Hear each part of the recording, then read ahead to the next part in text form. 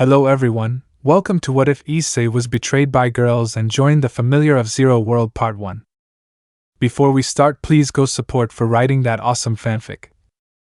This is the translated version I made. There will be some mistake in character's gender, but of course Issei is a male. After defeating Trihexa, Issei reaches a neutral point in his relationship with his harem. After a few months, they leave Issei aside for their new loves and Issei decides to start over in a new place. Chapter 1 Beginning. Well, this is my story. It all started when we returned from defeating Trihexa. After that the girls became distant. We saw each other less and less until one day I discovered the reason they had changed me. Apparently they no longer felt anything for me.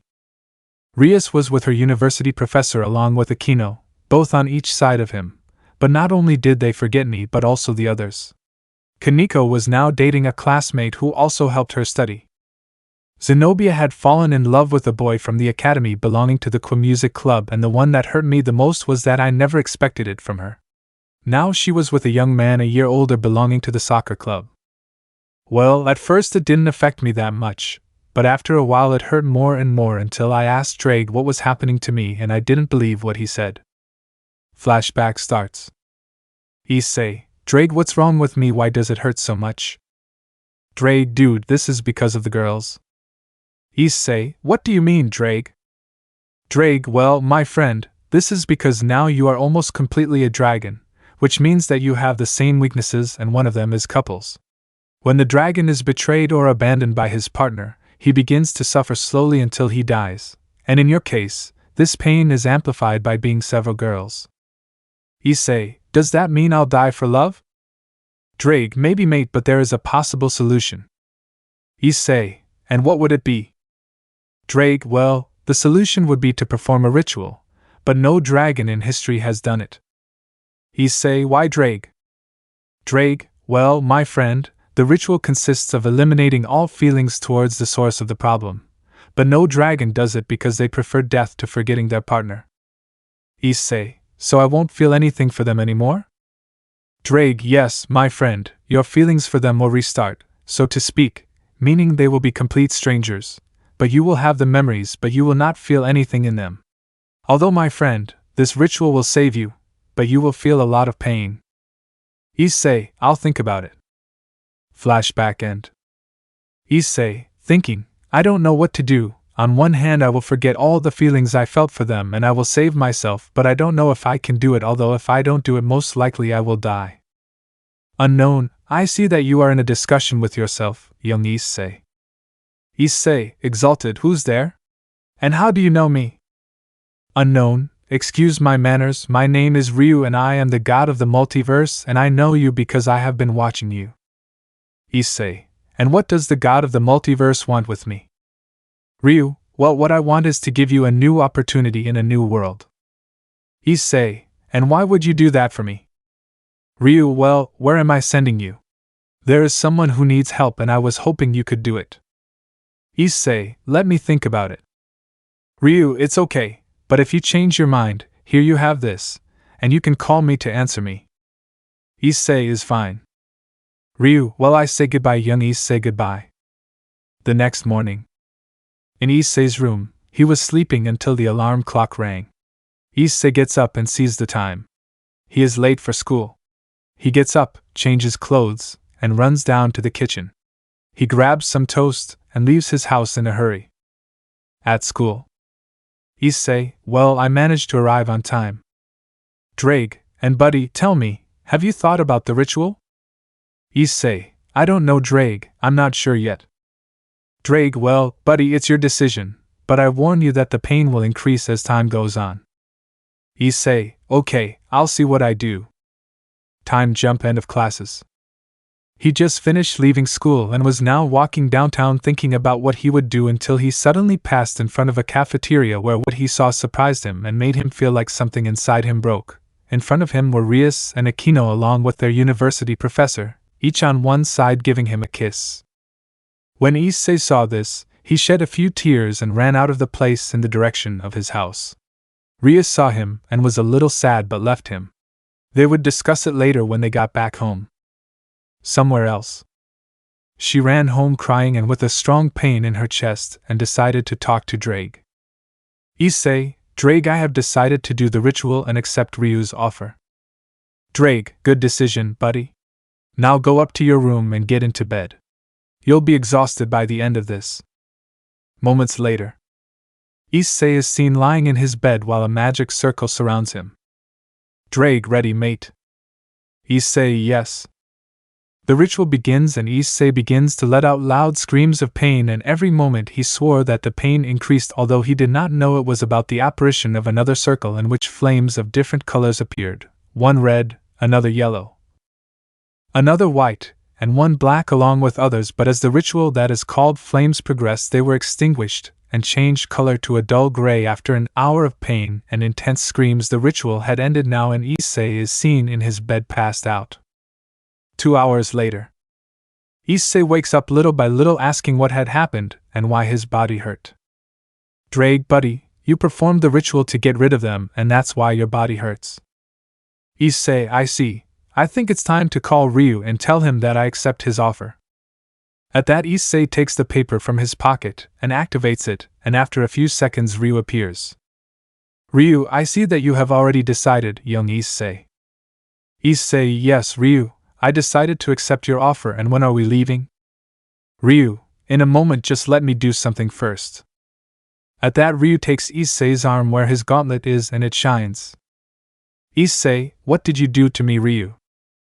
Ryu, nothing bad, just unleash your potential and eliminate the negative effects of your transformations and allow your body to withstand more power so you can continue training.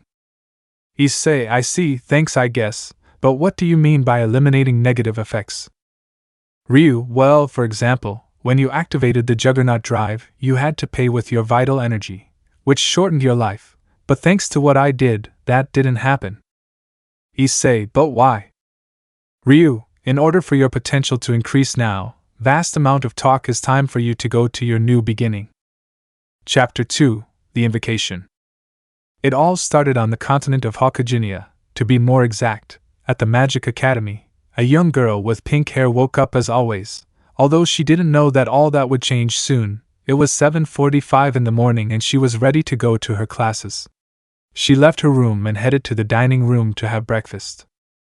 As she walked, the mockery of her classmates could be heard around her, but she tried to ignore them until she got to her class. Classroom. Teacher, okay students, I will be your new teacher. My name is Chevreuse. Okay students, I am a teacher of the land. Teacher, well today we will begin with transmutation magic. The first thing we will do is turn stones into other elements. The professor takes a stone and places it on his desk.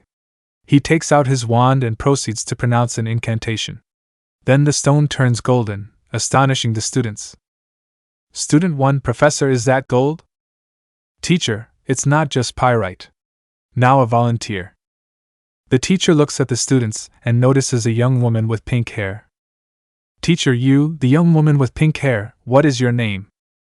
Student, my name is Louise. Teacher, okay, Louise, come ahead and do what I just taught you. Student 2, Professor, I don't think it's a good idea for her to do it. Louise, it's okay. After that she gets up from her seat while the other students were whispering things about her. Student 0 will do it. Student 3, take cover, it's going to explode. Student 2, careful. Meanwhile with Louise. Louise, thinking, come on, I can do it alone, it's a transmutation spell, it shouldn't be a big problem. After a few seconds she begins to recite the spell, and when she finishes a few seconds pass in which nothing happens until suddenly a huge explosion is heard in the classroom, leaving everyone covered in black by the explosion. Louise, sad face, thinking, AAA, I failed again. Student, Louise Law 0 did it again. After a while, when the class ends, now you see all the students in the courtyard preparing to perform the invocation of their familiar. The first was a girl with brown skin and red hair and hazel eyes who summoned a red salamander named Kerchi. She summoned a salamander. The next was a girl with blue hair, white skin, and green-blue eyes named Tabitha, who summoned a large blue dragon, and so they all passed. Teacher, has everyone already summoned their familiar? Kerchi, Professor, only Louise Law 0 is missing. Teacher Louise, please come and perform your summoning. Louise, it's okay. She advanced until she was in front of her teacher. She was nervous because she didn't know if she could summon a familiar. Louise, thinking, I don't know if I'll be able to summon a familiar or if I'll fail as always with an explosion. Teacher, ready, Miss Valier? Louise, yes, teacher. Professor, begins. Louise, guardian spirit of any part of the universe. Students, whispering, what is that invocation? What are you doing? Louise, O sacred, beautiful and powerful guardian spirit, listen to the prayer that emanates from my heart, please answer my call. In that a great explosion is created in the academy where the invocation was being performed. Meanwhile, in another place a portal opens where Ryu and issei were. Ryu, it seems it's time, young issei. At that, issei enters the portal and appears in the middle of a huge explosion without knowing where he is. Kerchi, Ajaja Louise La Zero failed again. Meanwhile the cloud of smoke cleared, revealing a young man of about 17 years old with brown hair and strange clothes. Issei, where am I? Drake, do you know where we are? Drake, no, mate, but be prepared for anything. Issei, it's okay. In that, Issei, you hear some voices talking near him, while the students laughed at Louise for having summoned a commoner. Student 1, ha ha ha, Louise summoned a commoner. Louise, Professor, let me try again. It was a mistake. Professor, I'm sorry, Miss Valier, but I can't let you do it again. The summoning ritual is sacred and should not be taken lightly. Now finish the ritual. Louise, it's okay, teacher. Louise approaches Issei, and he is surprised to see a pink-haired girl suddenly approach him while saying something. Louise, who are you? And where are you from? Issei, you're talking to me. Louise, yes. Issei, my name is Hayato Issei and I'm from Kwa City, but what am I doing here? And who are you? Louise, my name is Louise Françoise Leblanc de la Valliere, and I invoke you as my familiar. Issei, sad-faced, thinking, so this is what Ryu meant about a new opportunity. Suddenly, Laozi approaches Issei and gives him a short kiss on the lips, while strange runes appear on Issei's right hand, which cause Issei pain, and after a few seconds he faints. 2-hour time jump to Louise's room. Issei begins to wake up, rubbing his head while wondering what had happened to him, and all the memories of what happened come back to him. He realizes that he is lying on straw. Suddenly, someone speaks to him. Louise, I see you woke up, wash this. Meanwhile, Louise took off her clothes and threw them in Issei's face, and he was surprised as to why she took them off. Issei, what are you doing? Why are you taking off your clothes in front of me, and where am I? Louise, you are at the Hokaginia Magic Academy, and I take off my clothes because I am going to bed and you as my servant have to do what I tell you. Issei, it's okay. At that, Issei gets up, takes the clothes and leaves the room. After a while walking, he meets two people talking. One was a blonde and the other was a brown-haired girl. Issei approaches and asks them, Issei, do you know where I can wash this? Blonde, ask a maid. At that, Issei walks away until someone speaks to him from behind. Blonde, hey, don't you thank the person who brought you here? Issei, thinking, this peroxide blonde is completely conceited. Issei, well, I guess, thanks. Issei leaves, and while leaving he meets a maid. Issei, hey, do you know where I can wash this? Maid, if you go out there. Issei, thanks, by the way, what's your name? Maid, my name is Siesta. Issei, what a nice name you have. After that he goes to wash his clothes. Time jump to the next morning. Issei wakes up because someone had hit him, and when he gets up he sees that it was Laozi in her night clothes. Louise, wake up, it's time to go to class. Issei, okay, I'm getting up now. After a while, Issei is seen with Louise entering a large room where all the students were having breakfast. They approach the table and Issei moves the chair for Louise to sit down. When Issei was about to sit down, Louise stops and tells him, Louise, I'm sorry Issei, but the relatives have to wait outside, only the nobles eat here. Issei, it's okay. After that, Issei leaves the great hall and heads towards the courtyard. While walking he meets the maid from last night and decides to talk to her. Issei, hello Siesta, how have you been? Siesta, hi issei, fine, but what are you doing here? You shouldn't be with Louise. Issei, yes, but she told me that family members should wait outside. At that, Issei's stomach growls and this makes him blush. Issei, I'm sorry but I haven't eaten anything since I arrived here. Siesta, never mind, follow me. Then Issei follows Siesta until they reach the kitchen where those who work there give him food, and while he ate he talked with Siesta and he told him his story. Time jump. Now we see Issei and Louise in the courtyard talking. Issei, you shouldn't be in class right now. Louise, they didn't give us free classes to go through with our summons. In that scene, Siesta is seen carrying a plate of cake to a table where a blonde couple was talking. Blonde, Montmorency believes my words, I would never deceive you. Montmorency, I don't know. Siesta arrives but drops what she was carrying and Guiche scolds her for not being useless, and when she was about to slap him she notices that her hand is being held by something, and when she turns her head she sees that it was Louise's relative. Guiche, what do you think you're doing, dirty commoner? Issei, I won't let you raise your hand against a young woman. Guiche, that doesn't matter to you, she made a mistake and she has to take responsibility. Issei, it doesn't matter. Guiche, let go, it seems like someone has to teach you manners. I challenge you to a duel in 10 minutes. Issei, I accept. Issei, thinking, I'll finally teach that conceited blonde a lesson. Drake, buddy, I see you've gotten into trouble while I'm gone. Issei, where were you, overfed lizard? Drake, I'm sorry, buddy, but since Ryu unlocked your power, I had to see how much it changed. Issei, well, it doesn't matter, now I have to take care of that conceited guy. Drake, I already saw it, mate, what if we give them a scare so they don't forget who you are? Issei, it's good that you thought of it. Chapter 3, Juggernaut Drive. Issei, and you really think so? Drake, how about you activate the Juggernaut Drive to give the young man a real scare and help the girls so they stop bothering her? Issei, I think it's a good idea, this way I can help her too. It bothered me that they made fun of her. Flashback starts. Issei and Louise were walking through the school. As they moved forward, Issei heard some students murmuring things, and thanks to his enhanced senses, he was able to know what it was. Student 1, look, it's Louise Law 0 and her familiar, the commoner, haha. Student 2, if they say that I failed the summoning and that I summoned that commoner by accident, and with a big explosion, ajajaha. Student 3, I'm surprised they let her stay here, she always blows everything up. Student 1, you're right.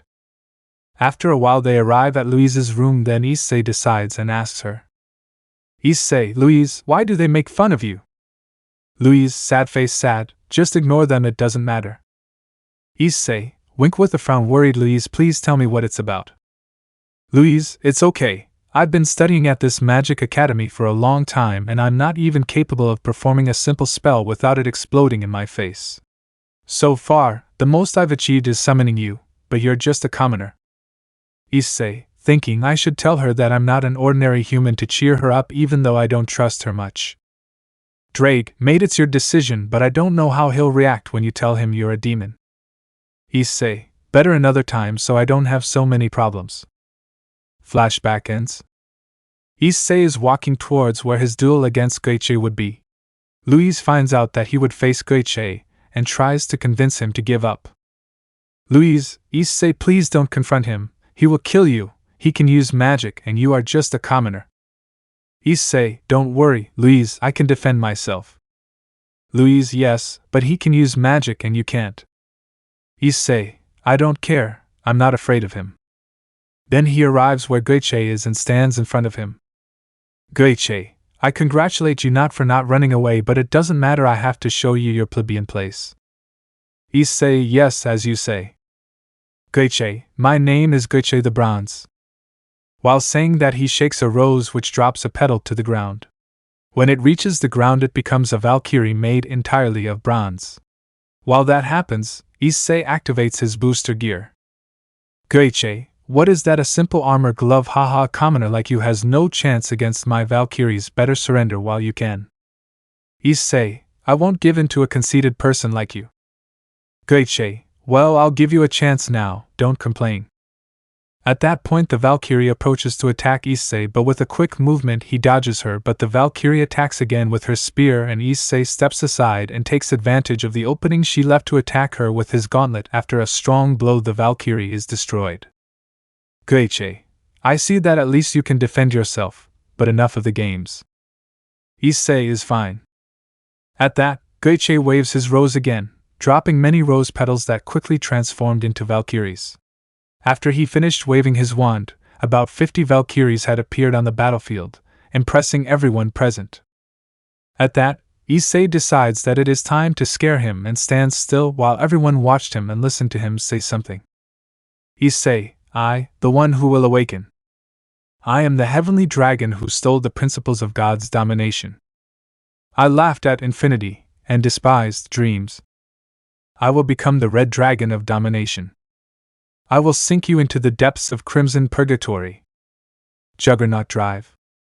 Everyone watched as Issei pronounced a strange chant for them until suddenly they feel a great burst of 20 and an immense power. Then everyone realizes where this came from and they look at Issei in amazement until suddenly they see that he is transforming. First the red armor covered him all over his body, then it began to transform. They saw how several green spheres came out of Issei's chest, and they see how his neck and fangs began to grow.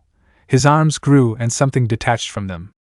From his back huge dragon wings began to grow, and then a huge tail grew. Everyone was stupefied by Issei's transformation. The vast majority were scared to death by what they had in front of them. A moment ago he was a simple commoner, and now he was a giant half-dragon beast, while Louise was in shock by what her familiar had just done. Issei Juggernaut drive, ROAR, roar attempt. Everyone was scared by the roar that Issei made, and in that they see how the beast destroyed all the Valkyries with great ease. One by one it crushed them, others were destroyed with its jaws, and a few were destroyed by its claws. After finishing off all the Valkyries they see how the beast slowly approaches Goichi, who falls to the floor dead of shit. And at the same time a stain of dubious origin appears on his pants. The beast stands in front of him, and brings its face close to his and roars at him, causing him to faint from fear. When the fight is over they see how the beast begins to shrink and transform back into Issei. When it ends Louise runs towards her familiar and saints him in the pit. Between blows and tears that she released she said to him, Louise, sobbing, how could you do something like that, idiot? You don't know how worried I was about you. Issei, I'm sorry, I got carried away by the anger that conceited man provoked in me. Louise, it doesn't matter anymore. How good it is that you're okay. Suddenly a person appears behind Issei and Louise and speaks to them. Person, Miss Valier, please accompany me and your family member to the principal's office. Louise, right away, Professor Colbert. After that, Issei, Louise and Professor Colbert head to the principal's office. Once there, they begin to interrogate Issei. Director, young Issei, could you please explain what happened and also that transformation of yours? Issei, well, it would be best to tell everything so I can save myself trouble. So Issei told him everything about what he was, where he came from, and why he had those abilities. After a long explanation, everyone was in shock at what they had just heard about angels. Fallen angels, demons, and dragons, etc. Louise, so you're not a human? Issei, no. Director, so you come from another dimension? Issei, yes. Director, well, it would be better to leave it here. Miss Valier, go to your room. Louise, it's okay. Then in Louise's room. Louise, because you didn't tell me anything about this before. Issei, you never asked me. Louise, it's okay. But I find it incredible that it seems I didn't summon a commoner but a half-dragon demon. Issei, hee, it's not that bad. Louise, excited, you can't call me Louise the Zero anymore. After that Issei falls asleep on the floor and Louise in the house. Meanwhile somewhere else far away from there in another dimension was the Gremory group. The girls were saying goodbye to their boyfriends and entering the Hayato residence. After this Rias decides to go up to Issei's room to talk to him about what had happened and explain that they only did it to be able to love him more in the eternity they would spend together. But she got a big surprise when she didn't see him in her room, but she didn't give it much importance, thinking that he would return soon. But it was not like that. 2 days had passed since Rias had not seen Issei until she asked the others. Rias, guys, have any of you seen Issei lately? Akeno, don't laugh, I haven't seen it and you guys. Zenobia Asia Irenia, we haven't seen it. Kaneko, don't laugh, I haven't seen issei-senpai. Rias, and you guys? Kiba, no president. Gasper, not president either.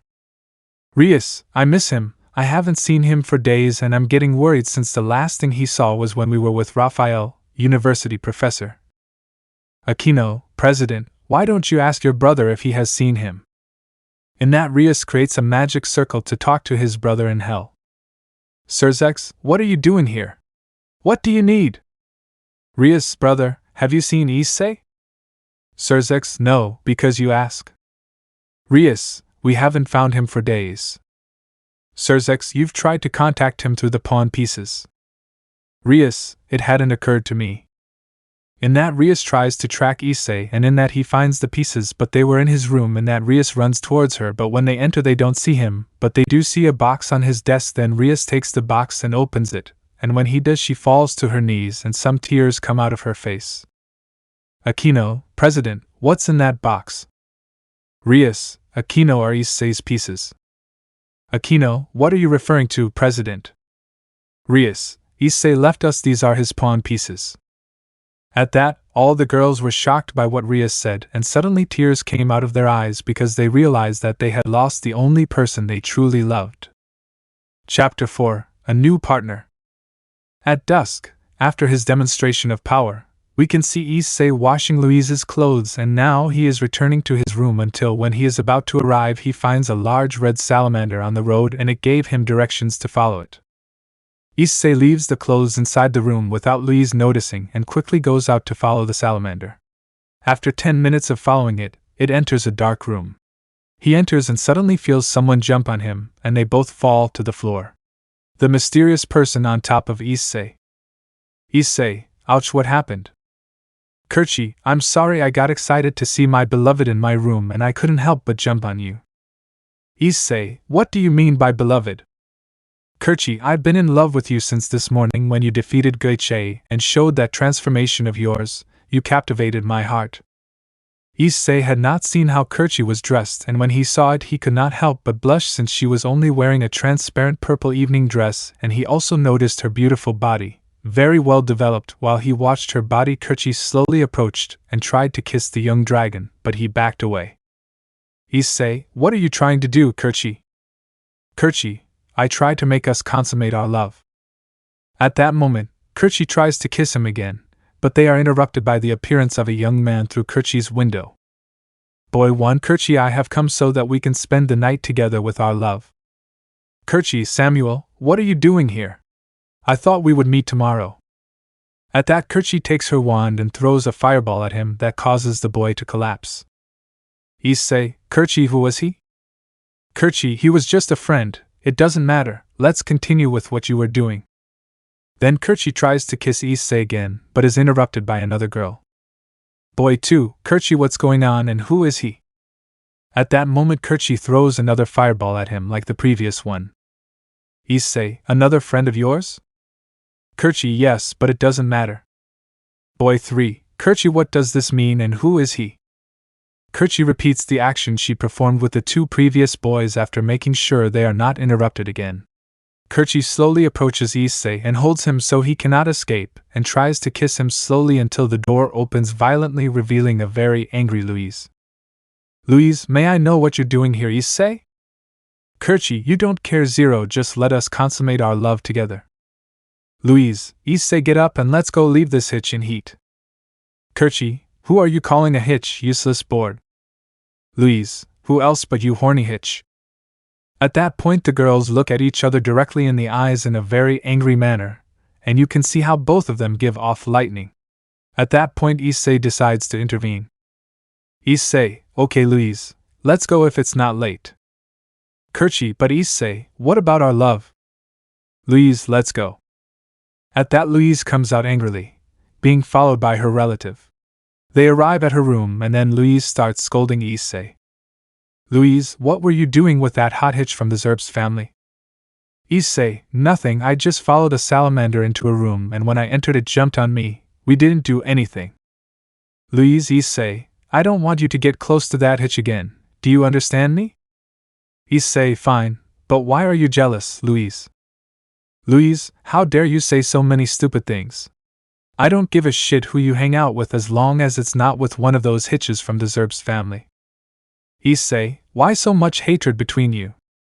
Louise, the women of the Zerbst family are nothing more than hitches who take advantage of men, seduce them, use them, and then get rid of them. In addition, our families have always been in conflict because of how they act. Issei, I see. Louise, well, it's time for punishment. Issei, what do you mean, Louise? Louise, you deserve a punishment for having misbehaved. Then Louise opens a drawer and takes out a riding stick. She approaches Issei and begins to hit him. After half an hour of hitting him, they go to bed the next morning. Issei, it's time to wake up, Louise. Louise, 5 more minutes. Issei, you don't wake up, Louise. Louise, it's okay.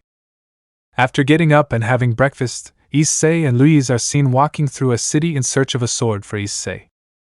Issei, why are we looking for a sword? I already have one. Louise, never mind, look, there's a store. Then the two enter a store and talk to the salesman. Seller, what is offered to you, young man? Louise, I want to buy a sword. Seller, well, look for one and then I'll tell you the price. At that, Louise starts searching among the different swords and after a while she sees a golden sword hanging and asks, Louise, how much does that sword over there cost? Seller, this is one of the best swords forged with a very hard and sharp metal. Its value is 700 gold coins. Louise, I only have 100 gold coins. Seller, I'm sorry girl, but almost all swords cost at least 200 gold coins. Louise, but she doesn't have any cheaper ones. While Louise was negotiating, Issei continued observing the swords until one caught his attention. He approached a barrel full of different weapons and among them he took an old and somewhat rusty sword. Issei, how much does this cost? Pointing at the sword he had just found. Seller, you're lucky, that one costs 100 gold coins. Louise, it's okay, we'll take it. After that, Louise buys the sword and returns to the academy. After a while, Kerchi enters the same store accompanied by Tabitha. Kerchi, how much does that sword over there cost? Seller, this is one of my best swords. It is made of a very hard and sharp material. Its value is 700 gold coins. Kerchi, I only have 500, so you can't give me a discount. While Kerchi said this, she unbuttoned a button on her blouse and lifted her skirt a little, making the seller blush. Seller, 700, I meant 500. Kerchi, I'm doing well. At that, Kerchi pays for the sword and leaves the store. Time jump.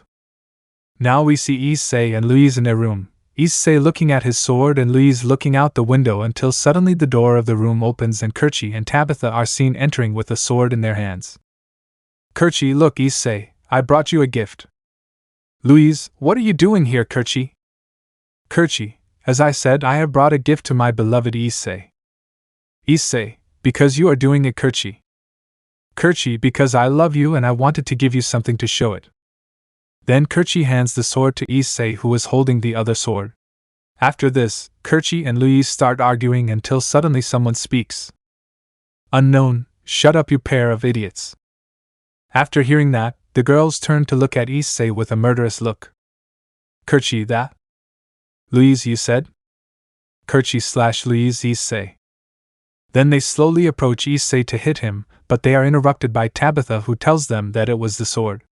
Then the voice is heard again.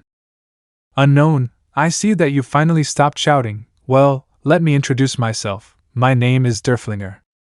Issei, how can you talk?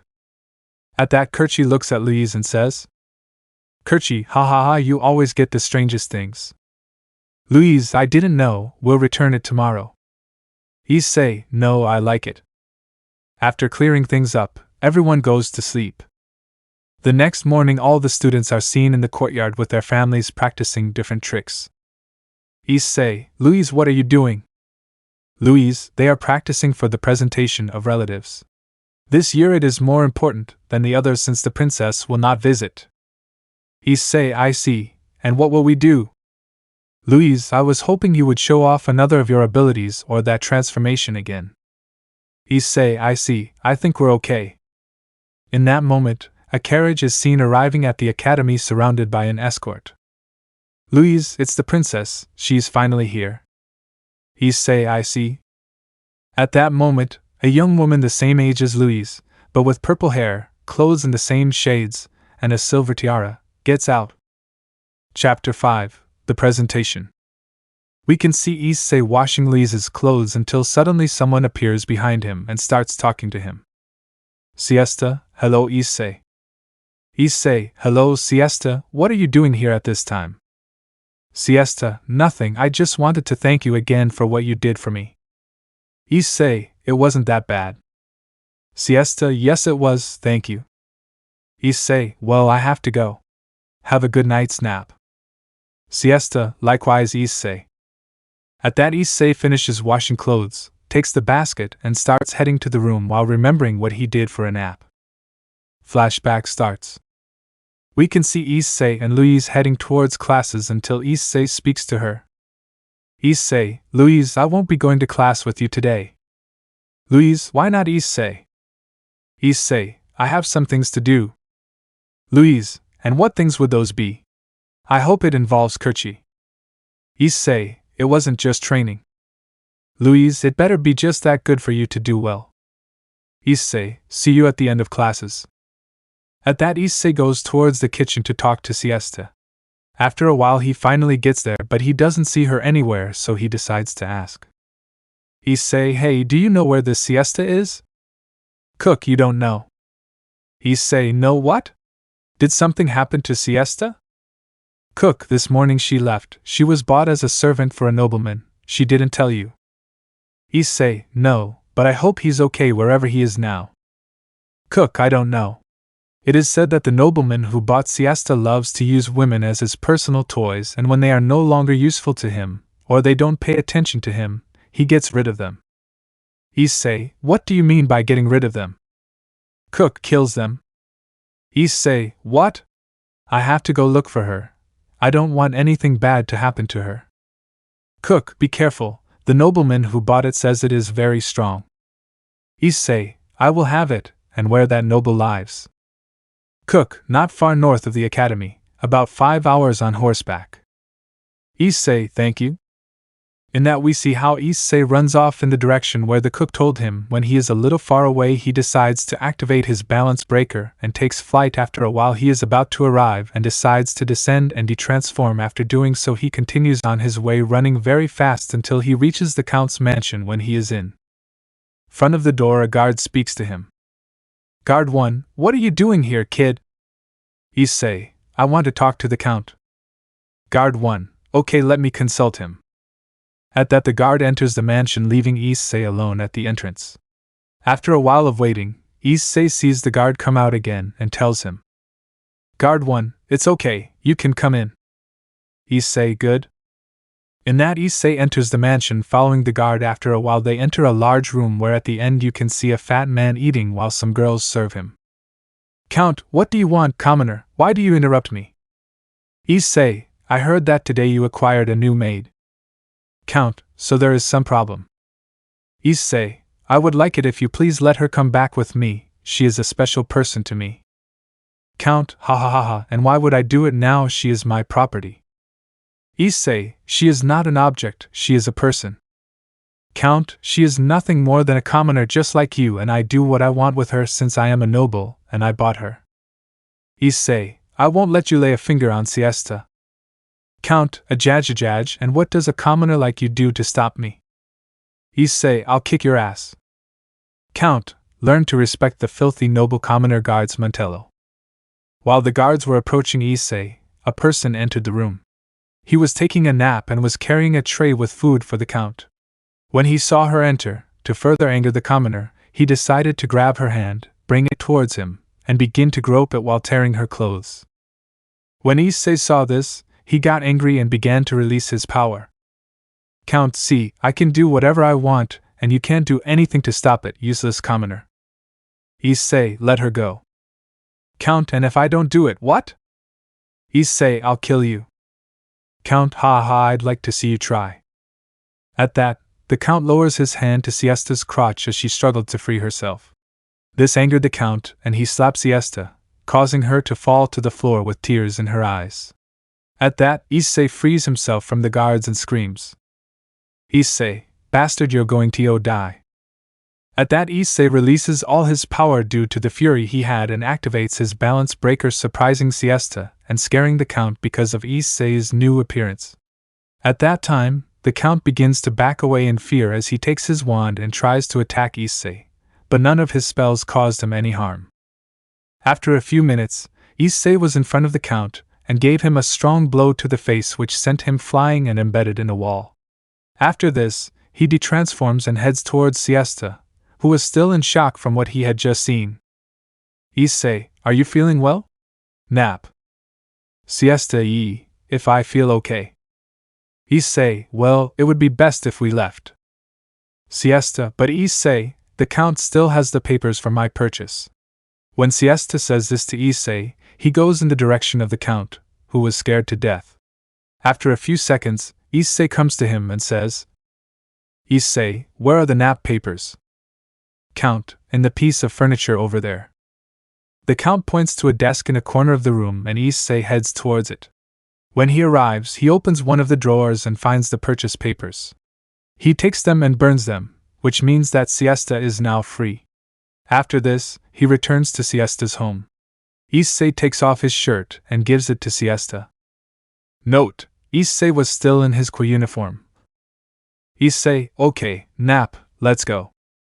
At that, Siesta nods her head. After a few minutes they were outside the mansion. At that, Issei carries Siesta like a princess who blushes at the action of the brown-haired boy, and he makes his dragon wings appear and takes flight back to the academy.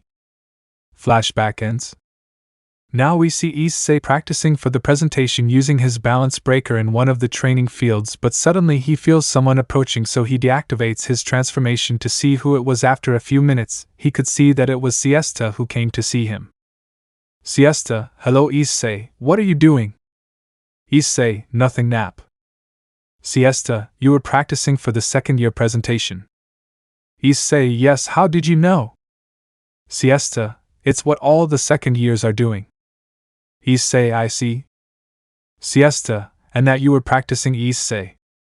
"Issei, it's a surprise, you'll have to wait until the presentation to see it." "Siesta, well, I'd better go. I have to get back to work." "Bye, Issei. It was a pleasure talking to you." "Issei, anyway, nap, bye." Meanwhile, elsewhere in the academy, Professor Colbert can be seen standing in front of a large door chatting with someone. "Unknown, Professor, why so much security?" "Colbert, it's in case the thief shows up here, and for this presentation we will have the presence of the princess." "Unknown, well, if you say so." Time jump. 2 days have passed, and today the second-year students' presentations will take place. We can see a large stage and in front of it a large audience, among which a young woman with purple hair stood out, sitting at the front with 2 guards. After a while, it was time for Louise and Issei's presentation. Louise was very nervous because she didn't know how it would turn out, and didn't want to fail in front of the princess. "Issei, come on Louise, don't be so nervous, everything will be fine." "Louise, I don't know, I'm very nervous, what happens if we fail? I don't want them to keep making fun of me, I'm fed up." "Issei, don't worry, I'm here to help you." At that, they are called to the stage and begin their demonstration. They began with Issei activating his balance breaker, amazing everyone by what a simple commoner could do, especially the princess, since it was the first time she had seen something like that. After a while, an explosion is heard on the other side of the castle. At that, everyone sees how suddenly a golem appears to attack them, but at that Issei flies towards the golem and begins to face it. After a few minutes, everyone sees how Issei had destroyed the golem without much difficulty. After this, everyone goes to the place where the explosion had occurred, seeing that it happened in the vault where something very important was kept. Worse, they did not see anyone in the place, and the object was not there either. Chapter 6: The Party. We can see everyone in their usual classroom. At that moment, Issei was being fed by Kerchi while Louise looked at them angrily, and starting an argument between the two until suddenly Professor Colbert comes in to call Louise, Kerchi, and Tabitha to the principal's office. After a while, we can see them talking about the robbery the day before. Secretary, we have received a report from some farmers who talk about a suspicious person lurking in the forest. Gather everyone's descriptions and create a drawing of him. In that she shows the drawing of the person who was a woman with her face covered by a hood with 2 strands of hair sticking out of it. Noble one, it would be best to inform the royal guard so they can go and check. Director, it wouldn't take too long, and she could escape with the rod of destruction. Noble 2, you're right, but then what do we do? Director, it would be best if we went to investigate ourselves, so whoever wants to go, raise your hand. At that, everyone looks at each other but no one raises their hand until after a few minutes Louise decides and raises it. After a few seconds, Kerchi does it too, and then Tabitha. Director, are you sure about this? Girls, yes. Noble 3, but sir, we can't send them, they are students. Director, yes, but one of them is a knight of Chevalier, while there is also Miss Kerchi Zerbst, and we all know that the magical flames of the Zerbst family are very strong. Also there is Miss Lousy with her familiar who very easily defeated the golem that attacked the academy. Secretary, I will accompany you to guide you. Director, okay. Time jump. Now we can see the girls together with issei in a cart in the forest in the direction where the woman had been seen while they were talking. Issei, if only nobles can use magic, it means the thief is a noble. Secretary, not all magicians are noble for various reasons. They can be stripped of their title of nobility. Even I was stripped of mine, and some become thieves or mercenaries taking advantage of their magic. Kerchi, so you also lost your title? Secretary, yes, that's right. Kerchi, and how she works as a secretary for the director? Secretary, the director doesn't care about titles of nobility. Kerchi, I see, and what did he do to lose his title? Louise, Kerchi, that's not a question. Kerchi, sorry. At that, Kerchi gets up and sits next to issei. Kerchi, darling, this is for you. At that, Kerchi takes out the sword that he had bought for her. Issei, but I already have this one. At that, issei points to Derflinger. After a few moments they arrive at an abandoned cabin. Issei goes to check if it was empty. After confirming it they approach and begin to observe the cabin. Secretary, I'll go check the surroundings. Tabitha, this? At this, Tabitha approaches the cabin and stands in front of it, raises her wand and casts a spell to check for hidden traps. Tabitha, there are no traps. Then Kerchi, Tabitha, and issei enter the cabin and begin to search it. After a few minutes, they find nothing and decide to leave until Tabitha speaks to them, calling their attention. Tabitha, the rod of destruction. At that they turn around and see Tabitha with a black box in her hands. After a few seconds they hear a loud noise and feel a tremor. They leave the house to see what it was and are surprised to find a golem. At that, the golem raises its arm and attacks them. They dodge it and get into a fighting stance. At that, Tabitha recites a spell and attacks the golem with wind. Then Kerchi follows her and attacks the golem with fire, but this does nothing. Then issei asks about Louise and sees her standing outside. At that, Louise attacks the golem with her magic, but it only causes a small explosion. The golem notices this and attacks Louise. When issei sees this, he runs away and pushes Louise, saving her from the golem. Issei, but what are you doing, Louise? Louise, don't interfere. At that, issei gets angry and slaps her in the face, trying to make Louise reconsider. Issei, who cares about your nobility? If you die, it's all over. Louise, but they always make fun of me. If I run, they will only laugh at me, a guy. In that, the golem attacks them again, and issei takes Louise and runs to where Kerchi and Tabitha were, who had called her familiar, which was a dragon, and they were riding it now. When issei arrives, he gives Louise to Kerchi and tells her to go, and they start to fly. When they are no longer there, issei turns around and activates his gauntlet. He takes the sword that Kerchi gave him, and he runs towards the golem to attack it, but when it collides with the golem, the sword breaks in half. At that, the golem tries to hit him, but issei dodges it. At that, Derflinger speaks to him. Derflinger, partner uses to fight. Issei, but if I use you, you'll break just like the other one. Derflinger, don't worry, just use me. Issei, it's okay. In that, the golem tries to attack him again, but Issei dodges it again. While he was jumping, you hear something boost boost boost. It was Drake charging power. When he finishes, you hear transfer, and when you hear this, Derflinger begins to shine. It turns out that Issei had transferred his power to him to make sure it doesn't break. When doing this, he jumps to attack the golem. He cuts off its left leg and jumps to attack its right arm, and then falls to the ground, but notices how the golem is rebuilding itself. Meanwhile, with the girls, Louise, I have to go help Issei. Kerchi, but what are you saying? Louise, let me down.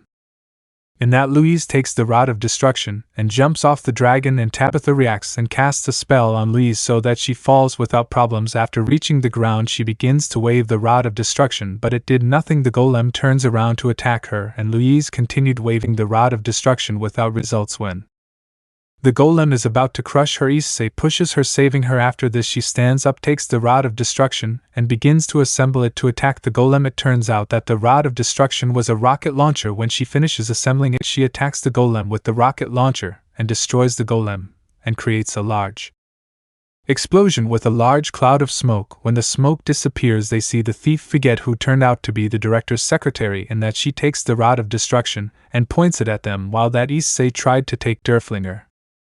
Forget if the Rod of Destruction lives up to its name.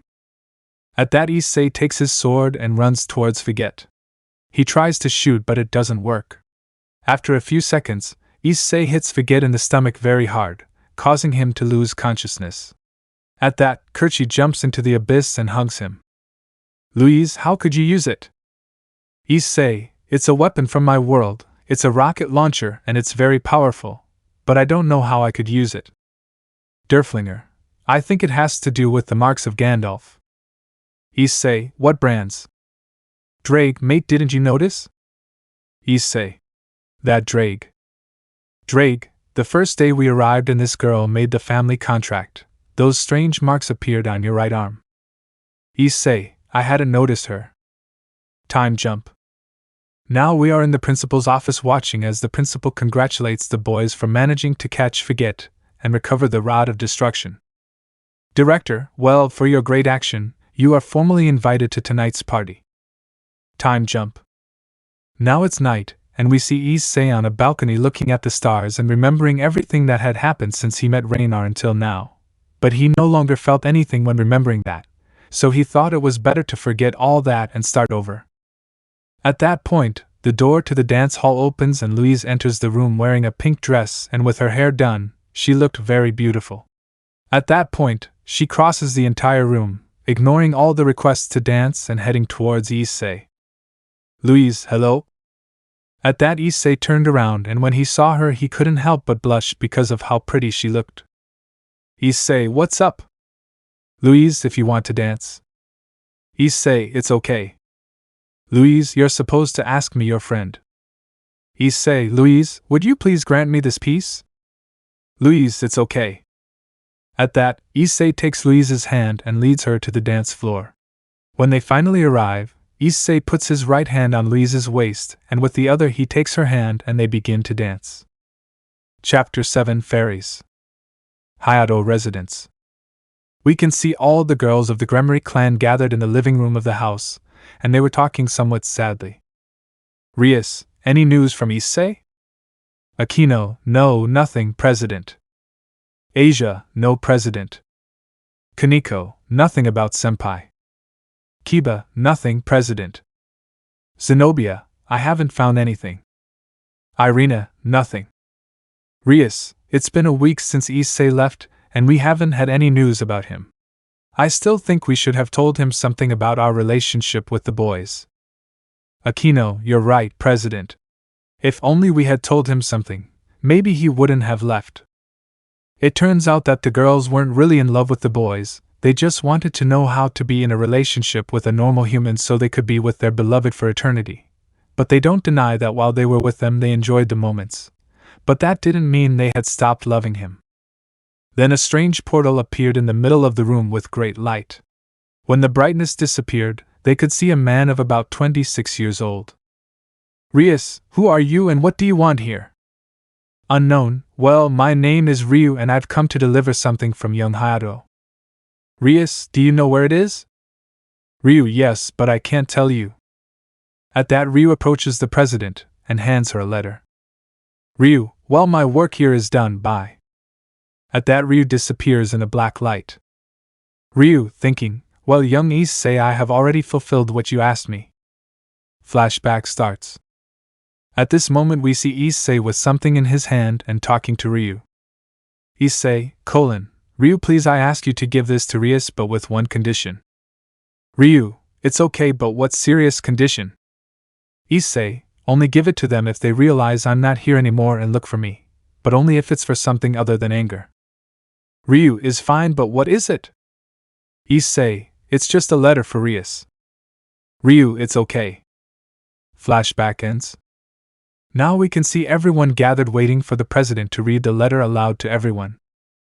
Akeno, come on, president, read it. Rias, calm down, Akeno. At that, Rias opens the letter and begins to read.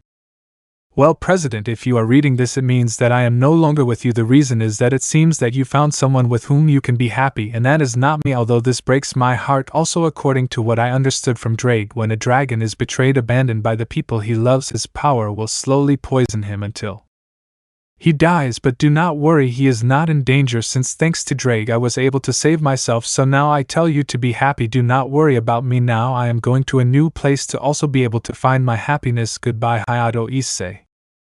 When Rias finishes reading the letter, she drops it to the ground along with some tears of sadness, since her precious pawn and the person she loved was gone, and the reason was that she believed that she and the others had forgotten him, and changed him, and had almost killed him, which is why they felt terrible. Rias, but what are we doing? Akeno, President, we lost him. Rias, Akeno, don't say that, we'll find him no matter what. Asia, Issei, but what I see. Kaneko, Senpai felt sad and almost died for us. Irina, how could I do this to Issei? Zenobia, now that we can do it, he's gone. Rias, we have to find him, but first we have to find that Ryu guy. He said he knew where he was. Maybe we can get him to help us. Meanwhile, in another place in a huge castle, we can see Issei and Louise talking to each other. Unknown, well, Miss Louise Valier, for having captured the thief, I now appoint you as an official knight. Louise, thank you, Princess, it is an honor. Princess, well, now ye young familiar. Issei, yes, Princess. Princess, I ask you to please continue taking care of Louise as you have done until now, since she is a great friend and I appreciate her very much. Issei, I would give my life for her. While Issei said this, Louise couldn't help but blush, and the princess noticed it and smiled at this. Princess, I hope so. At that, the princess raises her hand for Issei to kiss it. Princess, let it be an oath. At that, Issei takes the princess's hand and kisses it. Issei, I swear. Princess, now there is something I would like to ask you. Louise, she's a princess. Princess, well, what happened is that there were some rumors about the nobles abusing their power, but I couldn't find any proof and I didn't believe it. But with what happened with the Count, I would like to ask you. Louise, don't worry, Princess, we will take care of this. Princess, thank you very much. Now it's afternoon, and we can see Issei and Louise walking down the street while arguing. Issei, so you lost everything at the casino. Louise, they said I could triple it. Issei, that's why I can't leave you alone. Now we have to go back and ask the princess for more money. Louise, we can't, this mission is a secret, and getting that money must have cost him a lot. Issei, but now what are we going to do? We have no place to stay and I'm very hungry. Then a man of dubious sexuality appears and begins to talk to her. Unknown, I can help you with that. Upon hearing this, Issei and Louise turn around and look at him and can't help but get a chill. Issei, and how could it not help? Unknown, I am the owner of a tavern here. If you want, I can give you work and a place to stay. Issei, okay, we accept. Louise, wait, what do you do, as you know we can trust him? Issei, we don't have anything, so I don't think he wants to steal from us. Also, have a little faith and don't worry, I'll protect you. Saying this, Louise couldn't help but remember the promise Issei had made with the princess, and as she did so, a faint blush appeared on her cheeks. Now we can see the two of them in a tavern, Issei with an apron over his clothes and in a kitchen, while Louise was in a fairy costume. If you want to see what she looks like, see Chapter 7, along with other girls. In that, the person who helped them enters. Unknown, well girls, today we have a new member. She escaped from her town with her brother because they had nothing to live on, so from today on she will be here with us. Her name is Louise. All the girls except Louise, yes, I love. Unknown girls, I've already told you not to call me that, call me madam. All the girls, hi. Meanwhile, with Issei in the kitchen, a girl approaches him and introduces herself. Unknown, hello, my name is Jessica and I am his daughter. Madam points out. Issei, hello, my name is Issei. Jessica, you have a cute sister. Issei, he thanks. Some time passed and they were exhausted from working so hard, so they went into their room and got ready to sleep. Louise, I'm dead. Issei, you're right, this was exhausting. At that, Issei lies down on the floor and Louise sits on the bed. Louise, how can you get used to it so quickly? Issei, I don't know, it's something I just do. Now they go to sleep. Issei falls asleep immediately while Louise stays looking at the ceiling. After a while, she hears a noise and sees something that was looking at her from the darkness. It turned out to be bats. Louise, seeing this, gets scared and lets out a scream, which causes the bats to start flying, and she gets more scared and decides to go to bed with Issei for fear of the bats. The next day they wake up and Issei notices that he had something on his right arm and sees that Louise was lying on the bed. Issei just smiles when he sees her and gets up and wakes her up. Issei, come on Louise, it's time to wake up. Louise, it's okay. After a while we can see Louise trying to serve some tables as a waitress, but she doesn't succeed. After a while Madam calls her. Madam, young fairy, it would be best if you stayed here and watched how the others served so that you could learn. Louise, it's okay. After a while, a fat man wearing tight clothes arrives and Madam helps him. Madam, hello Mr. Andre. Andre, hi, I'm here to take you. Madam, I'm sorry but we're full. Andre, really? Then the fat man takes the cane he was walking with and hits the ground. When he finishes, people see him and run away. Andre, well, I think there's room for that now. He goes ahead and sits at a table waiting to be served, but no one wanted to. Issei, hey Jessica, what's going on with that fat guy? Jessica, well, he is noble and also a tax collector and a perverted degenerate, always tries to take advantage of girls, but my father stops him before. Then they see Louise approaching to assist him. Louise, good evening, what do you want to order? Andre, haha, I see they let children work now. Louise, I'm a girl. Andre, surely someone so flat can't be a woman. At that Louise gets angry and hits the fat man on the head. Andre, hey, what are you doing? Do you know who I am? I'm Andre, the nobleman and the tax collector. I hope you're prepared for your punishment for attacking a nobleman. In this, Andre tries to hit Louise, but Issei appears and hits him in the face, sending him flying against a wall. Issei, don't you dare lay a finger on him, you dirty fatso. Andre, guards, arrest them. At that the guards were going to arrest Issei, but Louise catches their attention and takes out her wand along with the letter from the princess and the royal court. Andre, seeing this, begins to tremble. Louise, listen to me, dude, you're going to leave here, you're never going to come back, and you're going to validate everything you've seen here. Andre, don't worry, but forgive me. Then he takes out some bags with gold coins and leaves them for the next act. He runs away and never returns. Everyone was astonished by what had happened before this. The madam intervenes. Madam, well girls, I think we're done for today. Issei, there will be no problems. Madam, here we don't care about the past of our fairies. Jessica, looks like we already have a winner. At that, everyone turned to her and saw that she was next to a table with many bags full of gold.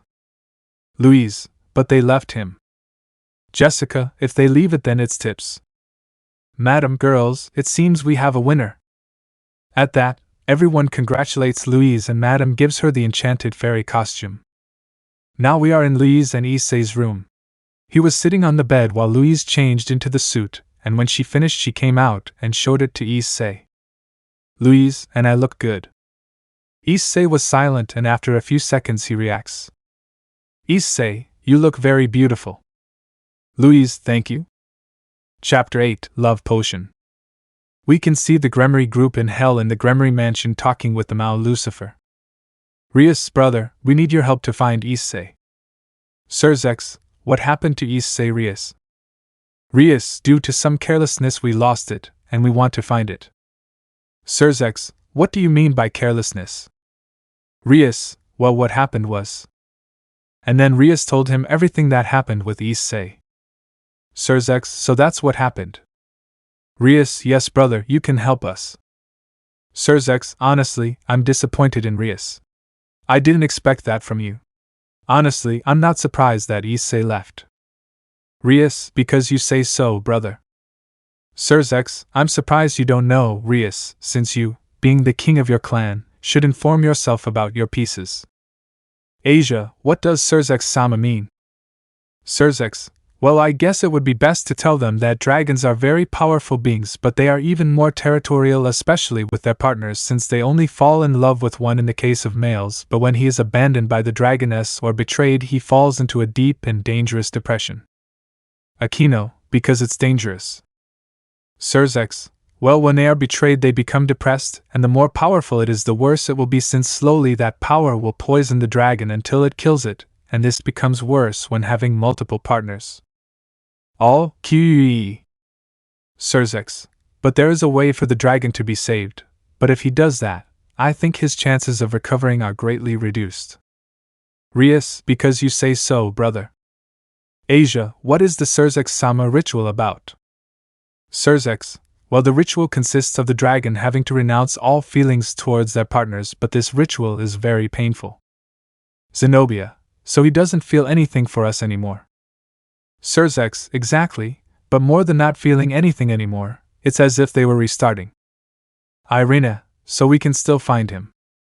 Rias, yes, it seems so, but first we must find it. Sirzex, but they know where it is. Rias, no, but we think we know who does. Sirzex, and who would it be? Rias, brother, do you know a certain Ryu? Sirzex gets nervous when he hears that name since he knew who it was and it was better not to mess with him. Sirzex, why are you asking? Rias, he appeared yesterday and gave us this which is part of Issei, and we asked him if he knew where it was and he said yes, but we didn't get to ask him where. Asia, but who is Ryu and why does Sirzex-sama get nervous when mentioning him? Sirzex, Ryu is someone very powerful. He is the god of the multiverse in charge of taking care of them and interfering if necessary. He is capable of destroying anyone. Rias, do you know how to contact him, brother?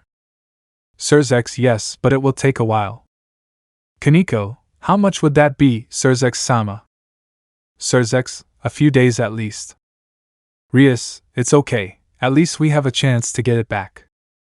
Meanwhile, in another place far away from there we can see Issei arriving with Louise back at the academy riding a horse, but Issei notices that there is almost no one there. Issei, Louise, because I don't see anyone are in class. Louise, it's not like it's break time, so the students go home to see their families.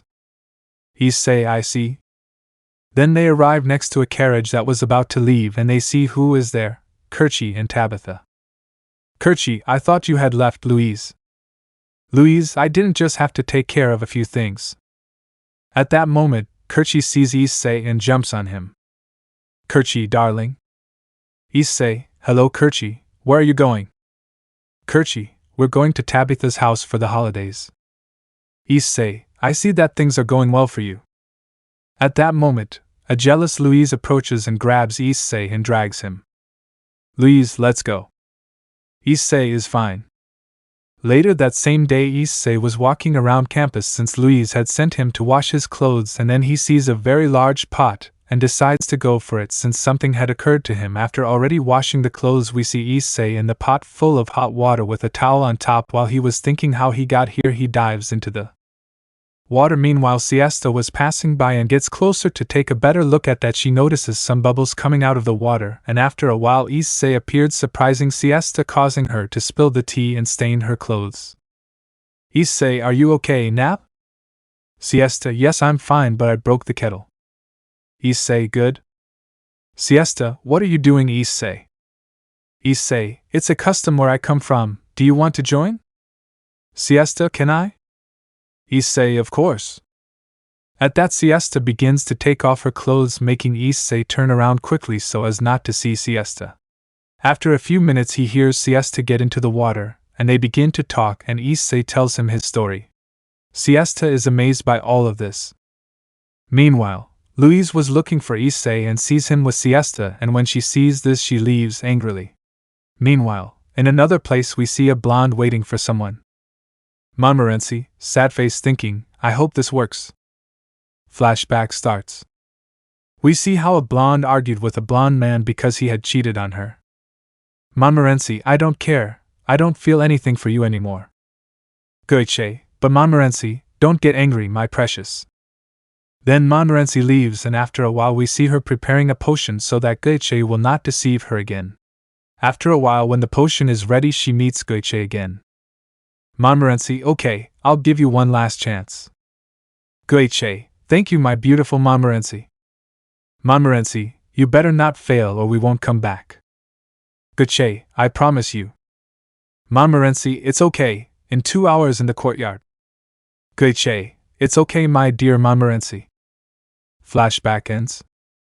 At that moment, Goiche arrives and greets Montmorency with a compliment. At that moment, Montmorency serves some glasses of lemonade. Montmorency, look, Goiche is a naked woman flying. Goiche, where I don't see her. At that, Montmorency takes a small bottle that he had hidden in his sleeve and pours its contents into the Goiche cup. Goiche, I didn't see anything. Montmorency, my mistake, doesn't matter, let's toast. Goiche, it's okay. At that moment, Louise arrives angrily and takes the glass from Guiche's hand and drinks it. While doing this, Montmorency becomes tense, which is why Louise does it. Louise, I'm sorry, but I was very thirsty. Goiche, it doesn't matter. At that, Louise turns a little red and goes to her room. After a while, Issei comes to her, and she jumps on him and starts scolding him. Louise, sobbing, where were you? Why did you take so long? Issei, I was just taking a walk. Louise, it's a lie, you were with that maid. Issei, what are you saying, Louise? At that, Issei noticed that Louise's face was red and she was staggering. Issei, Louise, are you okay? Louise, how do you expect me to feel well if you leave me here alone and go with that maid? Issei, Louise, why are you so angry? Let's just talk. Louise, idiot. Issei, what's wrong with you, Louise? Louise, idiot, don't you see that I don't want you to go with someone else? Issei, because Louise. Louise, because I love you, idiot. Issei, Louise, are you okay? Louise, yes, I'm fine, why don't you believe me? I'm serious. I love you, Issei. You've helped me a lot, even though we've only known each other for a short time. You've defended me and protected me, and that's why I fell in love with you. At that point, Issei realizes that they were watching him and goes to see what it was. When he gets to the door, he notices that it was Montmorency who was watching them. Issei, what happens, Montmorency? Montmorency, well, you see, there is a small problem. Issei, and what is it? Montmorency, Louise accidentally took a love potion. Issei, what do you mean? Montmorency, well, you see, what happened was that. In that, Montmorency tells Issei everything that happened. Issei, and this potion has a cure. Montmorency, yes, but I don't have all the ingredients. Issei, well, let's go look for them. Montmorency, and why would I go? Issei, because if you don't go, I'll talk to the director about the potion, since I understand that making one of those and using it is against the law. Montmorency, okay, I'll help you. Issei, thank you. Chapter 9, Love Potion 2. We can see Issei with Louise, who never left his arm, while near them were Montmorency and Goiche finishing preparing things for a trip. Montmorency, well, Issei, everything is ready, but I don't think I should go. Issei, well, you can stay. Montmorency, really? Issei, sure, if you don't mind going to prison for making the potion. Montmorency, I expected it. Gucci, don't worry, Montmorency. I'll accompany them to take care of you. Issei, come on, it would be best to get going now. Montmorency, it's okay. Louise, Issei, why are you late? Issei, I'm coming. Louise, don't leave me alone. Issei, this will be a long trip. Now the boys got into the carriage that was already ready and began their journey. After a while of traveling, they began to comment. Issei, where are we going now, Montmorency? Montmorency, we're going in search of the last material for the love potion cure. Issei, I see, but what do we need? Montmorency, what we need is the tear of an elemental. My father and I made a trip a while ago to a lagoon where a water elemental lived, with whom we formed a contract, and now we will go to her to ask for help. Issei, it's okay. Meanwhile, elsewhere, Kerchi and Tabitha are arriving at Tabitha's house, which was at the top of a mountain. Upon arrival, they were greeted by a butler from Tabitha's family. Then they decide to go in, and Tabitha separates from Kerchi to go see something that Kerchi didn't know what it was. When Kerchi was left alone with the butler, they started talking. In that, the butler tells her the whole story of Tabitha, or with her real name Charlotte, since Tabitha was the name of a doll belonging to her mother. When this ends, Tabitha returns and tells her to go rest. Meanwhile, in another place, Issei and his group arrived at a town that was flooded, without knowing the reason since it hadn't rained for a long time, and then they started talking. Issei, but what happened here? Montmorency, well, I think it must have been because of the water elemental. Then they start to walk towards the lake after a while, and at dusk they start to get closer to the lake. When they are next to Montmorency, he pricks his finger and lets a drop of blood fall into a jar, and then calls upon his familiar to tell him to take this to the water elemental. After a while, a large amount of water began to appear, and after a while that same amount of water thickened to take the form of a woman, and she spoke. Elemental, who summoned me? Montmorency, it was me, Montmorency Margarita Lafleur de Montmorency. Since I need your help. Elementary, I can't, I'm busy right now. Montmorency, but I just need you to give me a part of your body. Elementary, and what would I win? Issei, what do you want? Elemental, and who are you? Issei, my name is Hayato Issei. Elemental, okay, I'm looking for what was stolen from me. Issei, and what did they steal from you? Elemental, a ring. A very important treasure, and since I can't get out of the lake, I plan to flood everything until I find it. Issei, I will help you, but help us now, I swear. Montmorency, Issei, what are you doing? You can't take something like that lightly. Elemental, I trust you because Gandalf never breaks his promises. Issei, okay, I'll look for him. Elemental, I will give you a part of my body. Issei, thank you. Meanwhile, they felt someone approaching the place, and the elemental realized that. Elemental, someone is approaching and they are the ones who have been attacking me. Issei, don't worry, I'll help you. Elemental, I trust you. At that point, Issei began to approach where the presences were and activated his gauntlet for possible combat.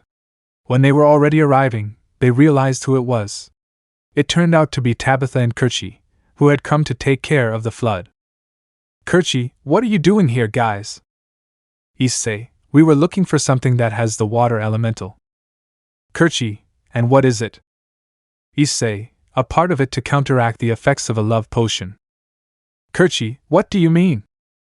In that he tells her everything that had happened since they returned to the academy, and when they finished they returned to the elementary school. Issei, Elemental, you could undo the flood. Elemental, it's fine since you will look for what was stolen from me. Kerchi, what do you mean by recovering something? In that Issei tells her about his deal with the elemental. After finishing what they were doing, Kerchi and Tabitha returned to Tabitha's house and the others returned to the academy. When they arrived, Montmorency begins to create the potion. When it was ready, Louise takes it and begins to remember everything that happened, blushing aggressively, and then changed that face to one of anger and began to attack Issei for everything that had happened. After a while they were getting ready to sleep. As soon as they were almost ready, someone knocks on the door, and Issei goes and opens the door, and when he does, someone quickly enters. After a moment they see that it was a hooded person, and in that Louise is. Impressed by what happened, and issei takes out his gauntlet. After a few moments, he takes off his hood and reveals that it was the princess, and begins to talk. Louise, princess, what are you doing here? Princess, Louise, I need your help. Louise, what's up, princess?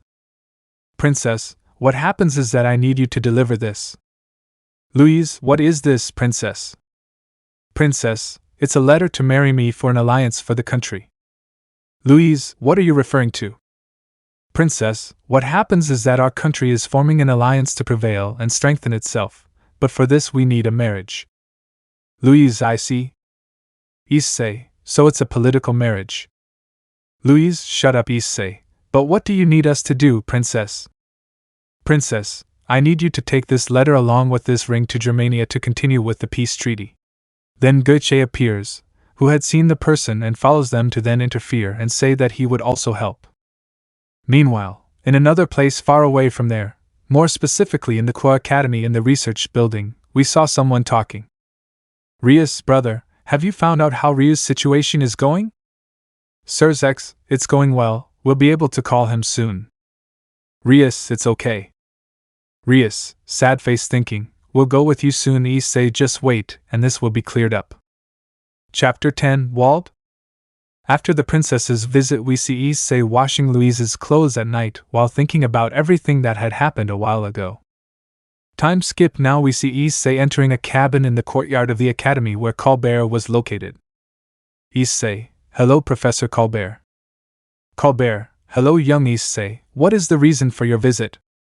Issei, well, I recently realized that I have these marks and I wanted to know what they were. Then Issei shows him the marks on his arm. Colbert, you hadn't noticed them before? Issei, no hee. Colbert, well, those are the marks of Gandalf. He was the former familiar of the Void Wizard. Issei, what do you mean by Void Magician? Colbert, well, you know that there are 4 elements, fire, earth, water, and air. Issei, yes. Colbert, well, it wasn't always like that.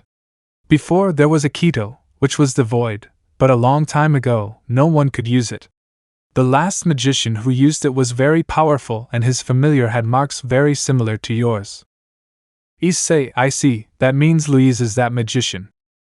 Colbert, no, she has not shown any magical abilities, and your abilities have never been seen before, nor are there any records of them.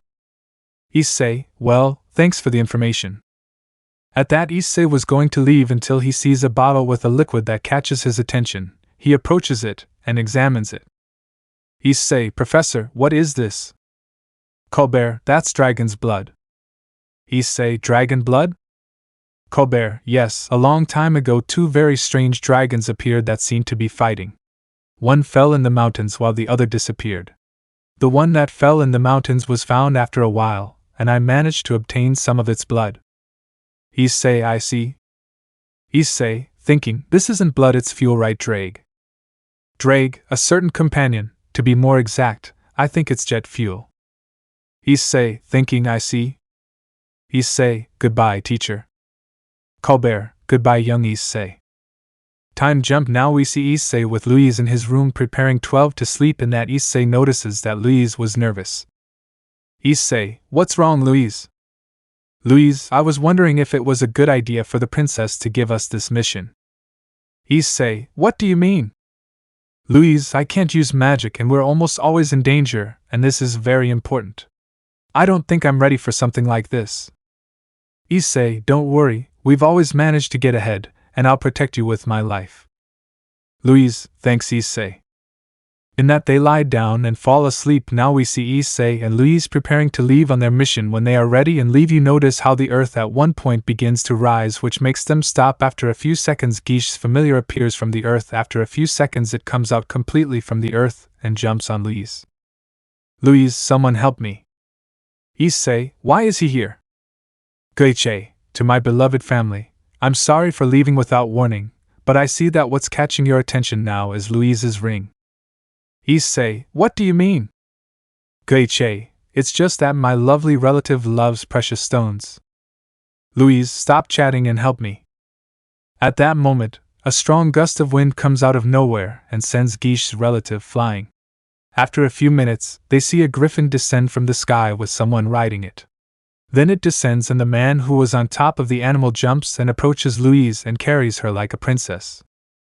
Gaiche, who are you? Unknown, my name is Wald and the princess sent me to help you on your mission.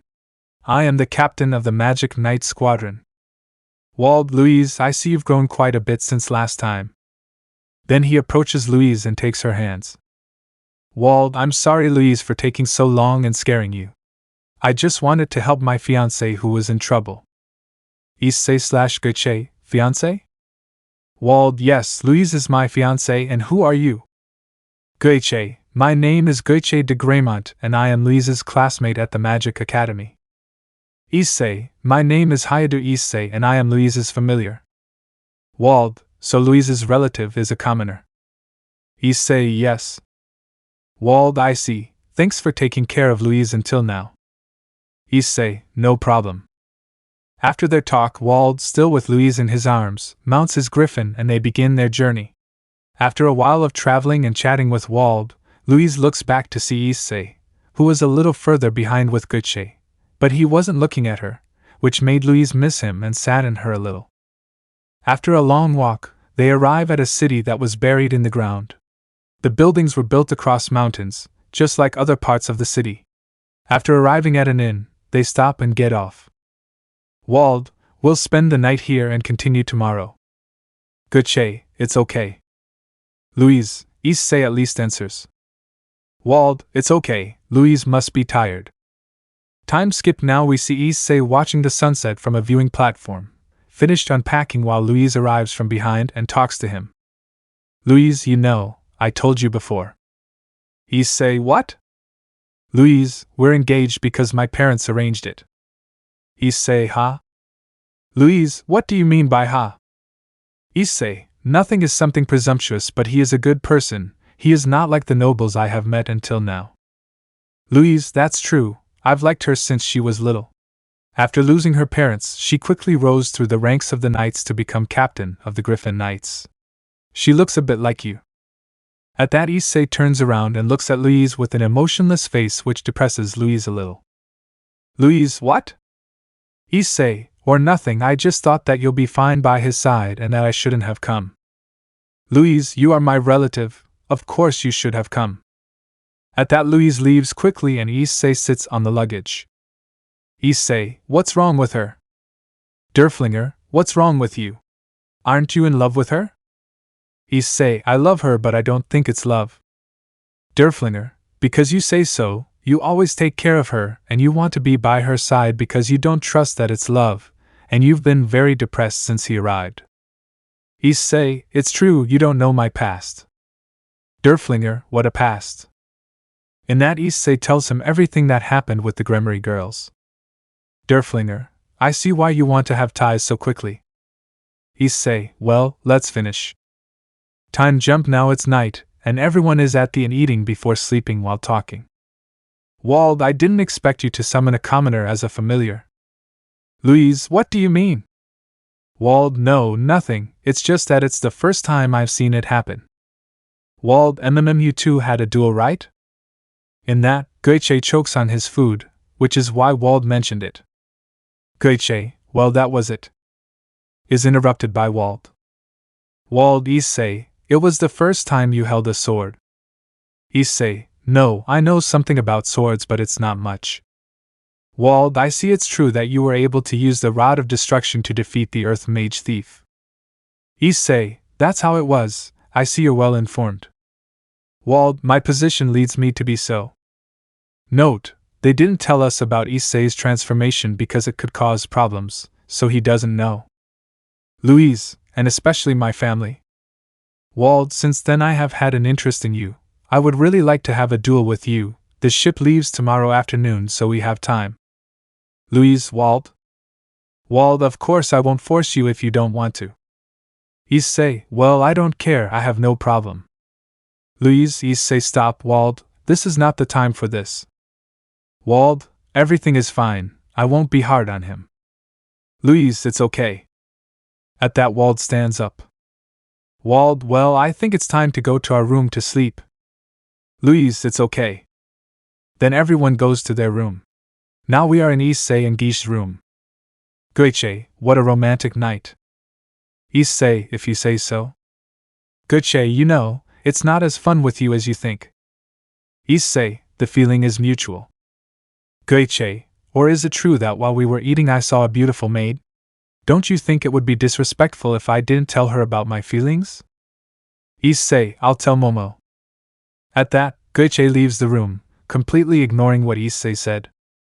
Issei, hey Derf, do you know anything about Gandalf? Derflinger, because someone dragged you away. Issei, huh? Derflinger, who else could be your but Gandalf? For a long time now, my companion has always been Gandalf. Issei, I see. Meanwhile, in Louise's room, she and Wald are seen sitting and talking while drinking wine. Wald, you know during your exams I felt something in you that no one else felt. Louise, what do you mean? Wald, you have a special power that is only yours. Louise, but all the spells I try are fatal, I can't even perform the most basic one. Wald, when this mission is over, let's get married, Louise. Louise, that. Returning with Issei and Derflinger. Issei, we bought you at a store, it was just a coincidence.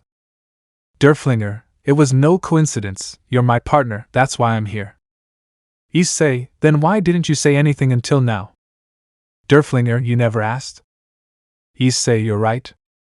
At that Issei looks at his hand. Issei, the power to use any weapon you want. Derflinger, with the exception that it had to be made to be a weapon, it makes no sense to use something that was not made as a weapon as such.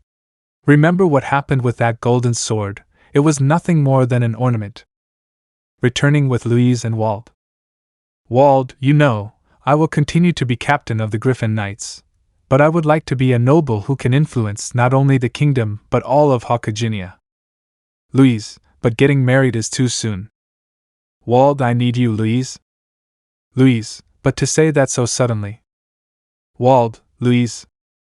At that Wald approaches Louise's face, almost giving her a kiss, and says, Wald, I will protect you. Saying this, Louise remembers what Issei told her before about protecting her with his life. Louise, Issei.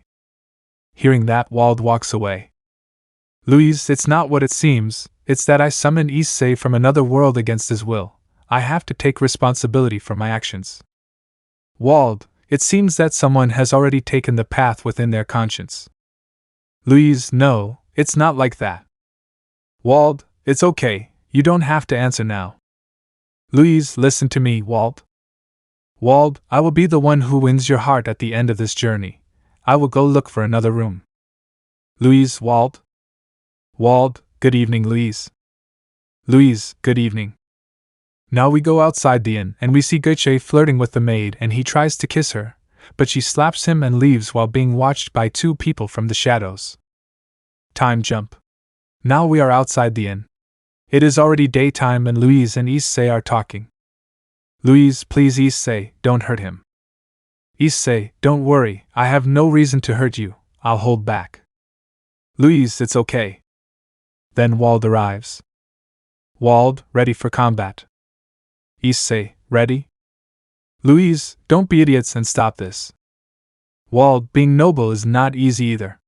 When we are curious about something, we find out especially to find out who is stronger. Louise, Issei, stop, it's an order. Issei, let's start. At that point the fight begins. Issei takes out Derflinger and launches himself at Wald and he dodges it, but Issei makes a very fast movement that Wald can't see. At that point Issei appears behind Wald and kicks him, sending him crashing into the wall. Wald comes out of the wall and launches himself at Issei, but he dodges it easily, and they continue exchanging blows where Issei dodged them all without problems while Wald barely managed to dodge the ones Issei threw, which caused Wald to get angry and start casting magic. At that point he starts to charge a powerful spell, but when he was going to cast it he hears it from Issei. Issei, cancel. At that Wald's spell disappears and Issei takes advantage of that to give Wald the final blow, leaving him unconscious, leaving Issei as the winner. Chapter 11, Rings. In the time jump, we see Wald being helped by Louise to walk and he approaches Issei. Wald, I see you are strong, thank you for taking care of Louise. Issei, no problem. Louise, idiot, you went too far, look how you left Wald.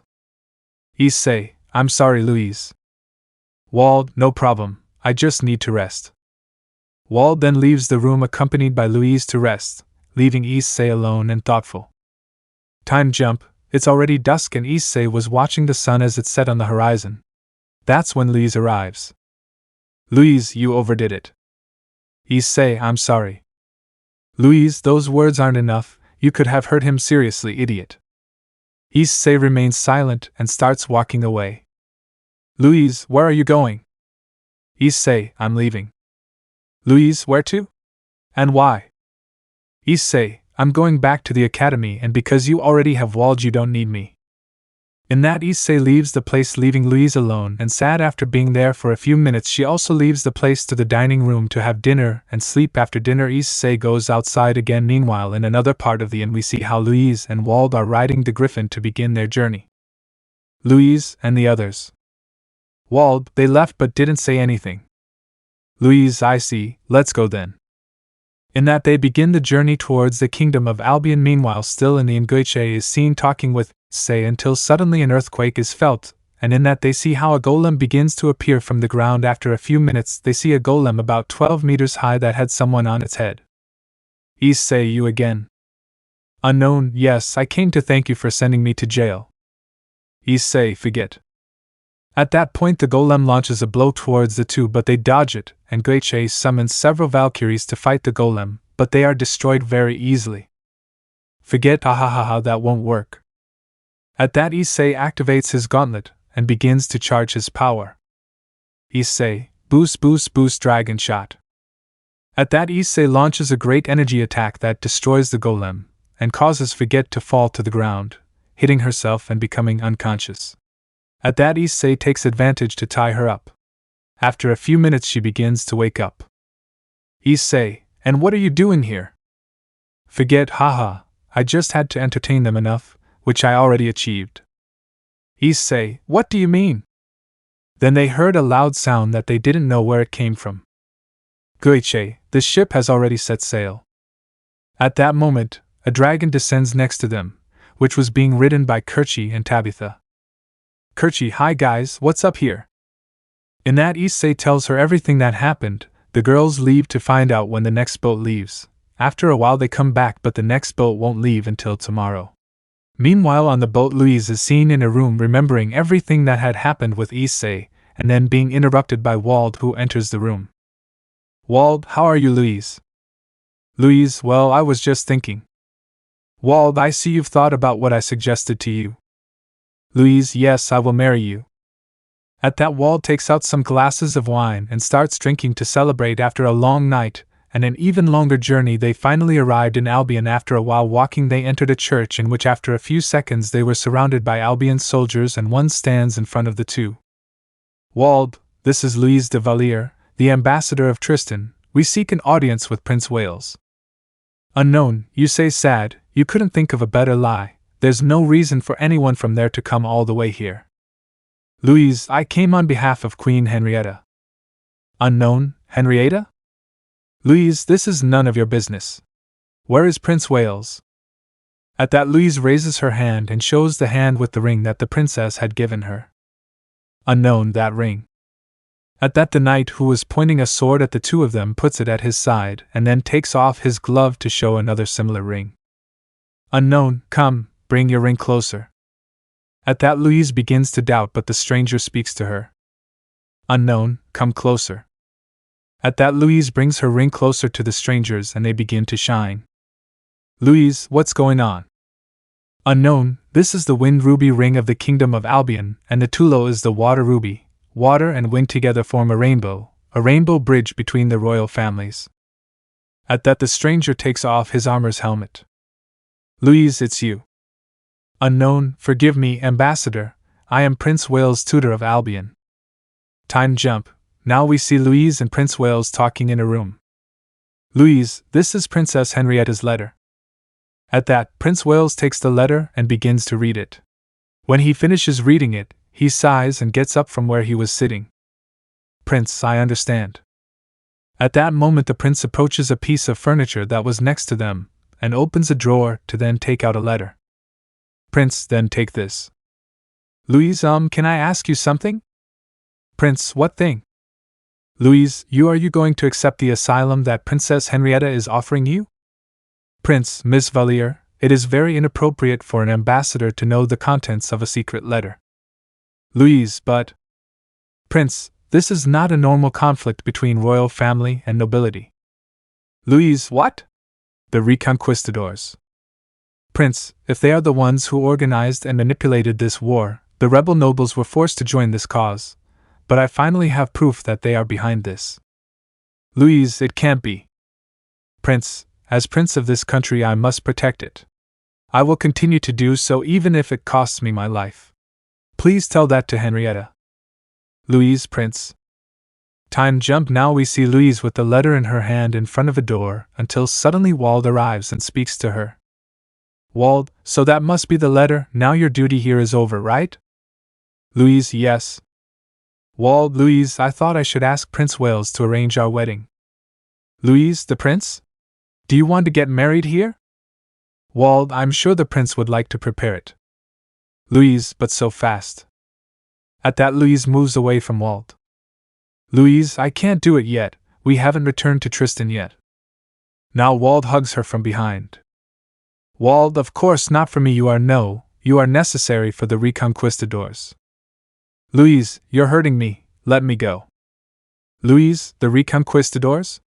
You mean, Wald, are you part of them? Wald, my Louise, you don't need to ask questions, just do what I tell you. Louise, how can you be serious? There's no way I'm marrying you. At that Louise separates from Wald and runs away but crashes into someone. Unknown, I won't let you get away. At that, the stranger raises his hand, showing Louise a ring. Unknown, mages that control the void. At that the stranger hypnotizes Louise. Time jump. Now we see Louise with a veil on her head while she was next to Wald in front of an altar, and Prince Wales. Prince, you the groom. Viscount Jean Jacques Francis de Wald, do you promise in the name of Bremere to take this woman as your wife, to love her, honor her, and respect her until death do you part? Wald, I promise. Prince, now your bride, the third daughter of the Valier Louise Françoise de la Bamie Leblanc de la Valier. Louise, sad face, thinking, what? What in the name of Bremere am I doing? Prince, do you take this man to be your husband, to love, to honor, to respect, until death do you part? Louise, thinking, my husband? What's he saying? What enchantment am I under? Louise, I. Prince, Louise? Wald, I'm sorry, it seems my fiancé is very nervous. Prince, I am sure, then I will ask again, do you take this man as your husband to love him, honor him, respect him until death do you part? Louise, sad face, thinking, no, someone must be controlling me. Louise, I. Louise, sad face, thinking, someone save me. Louise, I pro. Then someone opens the door and comes in.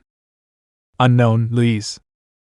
At that he turns around and we can see that the one who opened the door was Issei, who was agitated. Issei, Louise. Louise, hearing her relative scream, manages to break the spell they had on her to control her and removes her veil. Louise, Issei. Wald, impossible, broke the spell. How did you know where we were?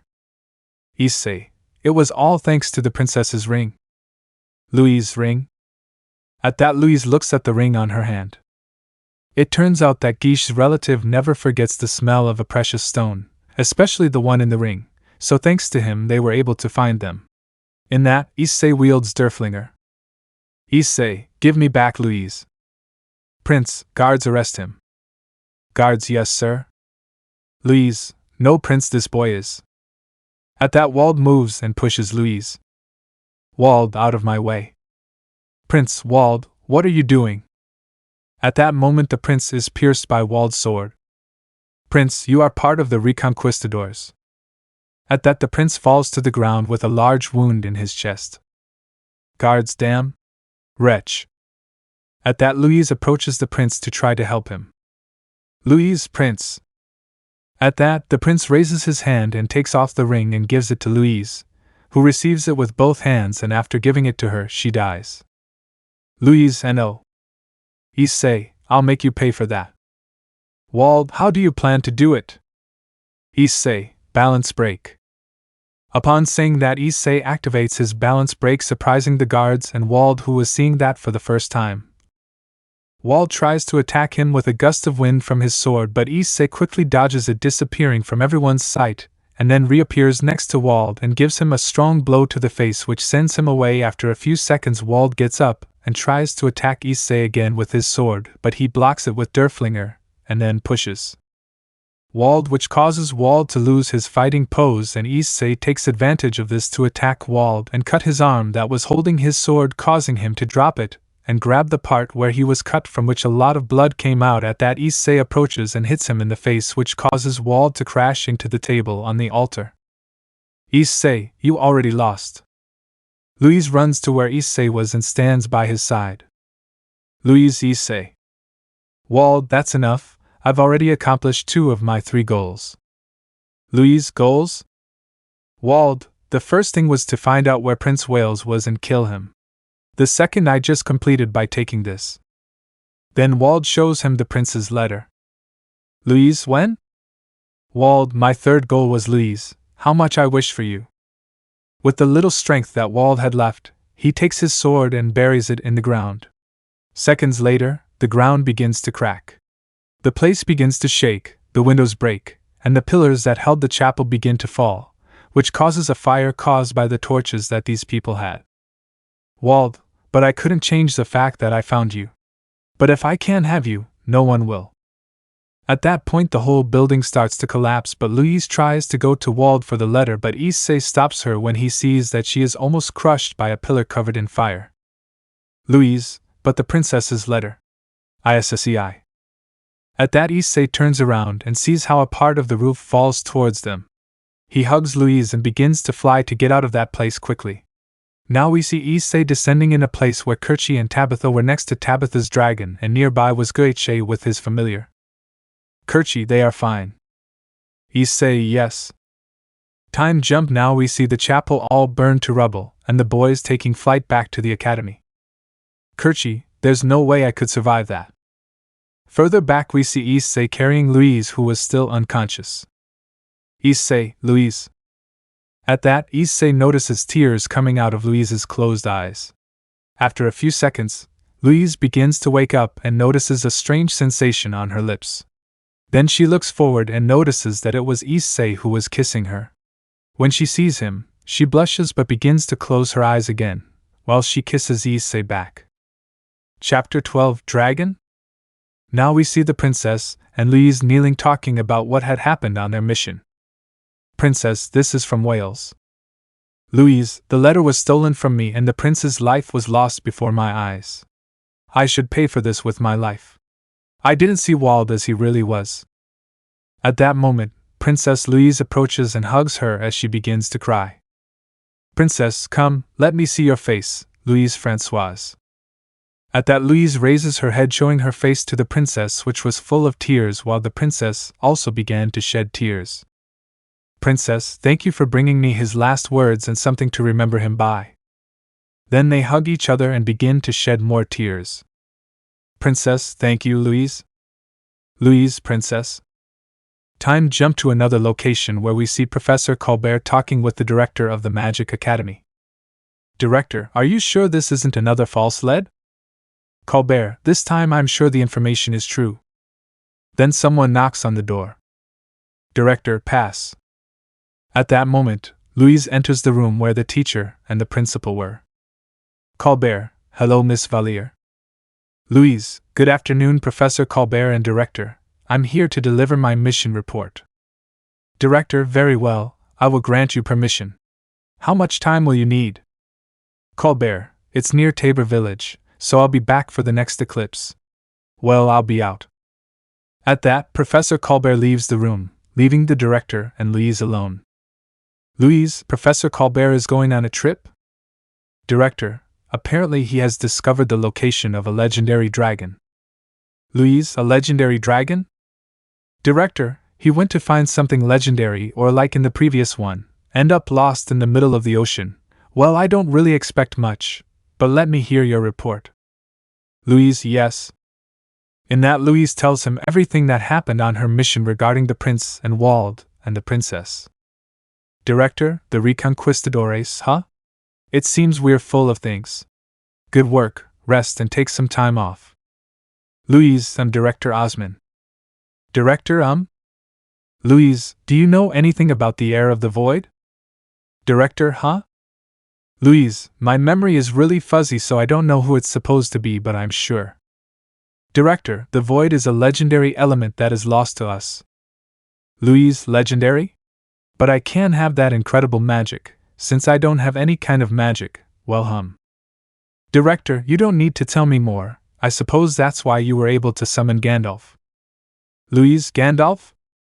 Time jump. Now we see how Louise is changing clothes since during the entire mission she was wearing the same clothes. Louise, issei is the legendary familiar that's ridiculous. Issei, I'm back. Louise, Kia. Issei, what's wrong with you? Louise, I wore the same clothes the whole trip and I'm fed up so I'm changing. Issei, what? Is there more to wash? Damn. Louise, if all you're going to do is complain then I won't give you dinner. Issei, it's okay. Louise, thinking, how can she act like nothing happened? In that, Louise remembers how Issei kissed her while they were returning to the academy riding Tabitha's dragon. Louise, sad face, thinking, even though he kissed me. Issei, you know. Louise, what? Issei, cheer up a little, well, that's what I can do for you now. Louise, Issei. In that you can hear something being cut. It turned out to be Louise's panties. The elastics were cut, causing them to fall off. After this, Louise hits Issei for breaking her clothes. Louise, how come you don't take care of your master's things? Issei, I'm sorry, it was my mistake, Louise. Louise, it's okay but don't let it happen again. But how did it happen? Issei, well, what happened was... Flashback starts. We see how Issei was washing Louise's clothes at night until suddenly Siesta came to where he was and they started talking. After a few minutes of chatting, Issei used too much force to wash Louise's panties and broke the elastic, but he didn't give it any importance, so he continued washing clothes and chatting with Siesta. Flashback ends. Issei, and that's what happened. Louise, so it was because you got distracted chatting with that maid. Issei, I'm sorry, it was a mistake. Louise, okay, but I don't want this to happen again or else I'll punish you. Issei, it's okay, Louise. Later that day, Issei is seen washing Louise's clothes until Siesta arrives to talk to him with a suitcase in her hand. Nap, Issei. Issei, what's up, Nap? Siesta, I just came to say goodbye. Issei, what do you mean? Siesta, since everyone is on vacation, the director gave me permission to return to my town with my family for the holidays. Issei, I see, I hope your nap goes well. Siesta, well, see you soon, Issei. Issei, see you soon, wait, Nap. Siesta, what's up, Issei? Issei, you mentioned to me a long time ago about your grandfather who came from another world. Siesta, yes, because... Issei, could you tell me more, please? Siesta, it's okay, well, as I mentioned, my grandfather comes from another world. According to what they told me, he came riding a strange dragon, but he didn't come alone. There were two dragons that flew through the skies, flying dry from the sun in the eclipse. It seemed that they were trying to return to where they came from. After a few minutes of that, my grandfather's friend managed to return, since from one moment to another he disappeared. But it seems that my grandfather did not succeed, since after his friend left, he went down and landed. Issei, I see, and what happened to him? Siesta, well, after a while he met my grandmother. Issei, I see, but what happened to the dragon? Siesta, well, I think it's kept as a relic in an old place near the town where I live. Issei, could you take me to that place? Siesta, yes, but what's happening with Louise? Issei, don't worry, I'll take care of it, but would you wait for me? Siesta, it's okay. At that, Issei finishes washing and gets up and quickly returns to his room to talk to Louise. Issei, Louise, I have something to ask you. Louise, and what would it be? Issei, Siesta told me about her grandfather and a dragon, which made me curious, and I wanted to see if I could accompany her to her village to see the dragon. Louise, no. Issei, why? Louise, I won't let you leave me alone. Your job as a family member is to protect me. Louise, thinking besides, I won't leave you alone with that maid. Issei, I see, but if you come too, there wouldn't be any problems. Louise, I'm not interested, you're not going. Issei, it's okay. At that, Issei leaves the room, leaving Louise alone, but he didn't care that Louise didn't leave him.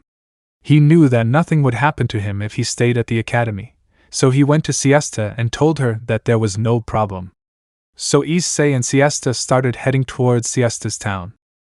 Meanwhile, in a place very far from there, to be more specific, in the former Hayato residence, we see how all the Gremry girls were gathered together talking with a redhead. Rias, bro, did you get it? Surzex, if you just have to do a ritual to summon him. Akeno, what are we waiting for, let's call it. Surzex, yes, but this will take time since the ritual is long.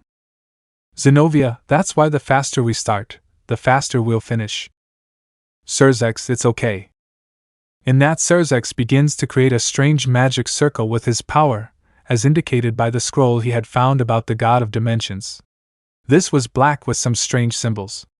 After a while, it began to shine so much that it blinded them all, and when the shine ended, they saw nothing in the place. Rias, it seems that it didn't work. Asia, it means we won't see Issei again. Surzex, it doesn't matter, I'll keep investigating so I can find Issei. Unknown, why do you want to see young Hayato? Chapter 13, where? We found ourselves in the former Hayato residence with the Gremry group and the mouse Surzex finishing a ritual until someone unknown spoke to them, and everyone fell silent. Unknown, well, why do you want to see young Hayato? Rias, who are you and how do you know about Issei? Unknown, my name is Ryu. Akeno, do you know where Issei is? Ryu, yes, because... Upon hearing this, all the Gremry girls cheer as they think they could finally see their beloved Issei again. Asia, could you take us to where he is? Ryu, no. Rias, why?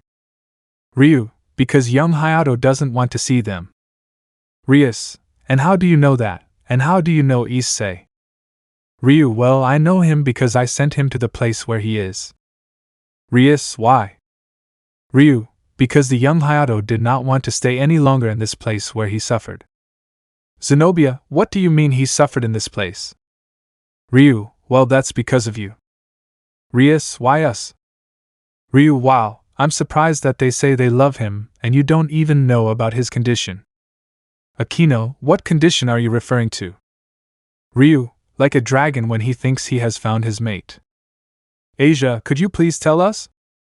Ryu, well, when a dragon finds a partner, he remains faithful to them until the last of his days, but when this love is not reciprocated or is reciprocated but is then betrayed, he suffers because for that same love he dies.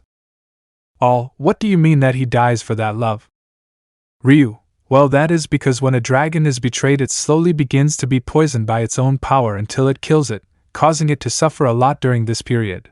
But this pain is multiplied when there are more than one couple for the dragon, and that is what happened to young Issei, because there is a way to survive. Which is it? Ryu, the way to survive is through a ritual, but no dragon performs it because of their pride. Rias, what do you mean, Ryu? Asia, what does that ritual consist of? Ryu, well, the ritual consists of forgetting and annulling all feelings towards the source of the pain. But the dragons prefer to die than to forget that love for their partner. Kaneko, that means Senpai forgot all feelings towards us. Ryu, exactly, miss. What? Rias, so he forgot about us. Akeno, we will no longer be able to recover Issei. Asia, because Issei, I love you. Kaneko, Senpai, why? Zenobia, it can't be.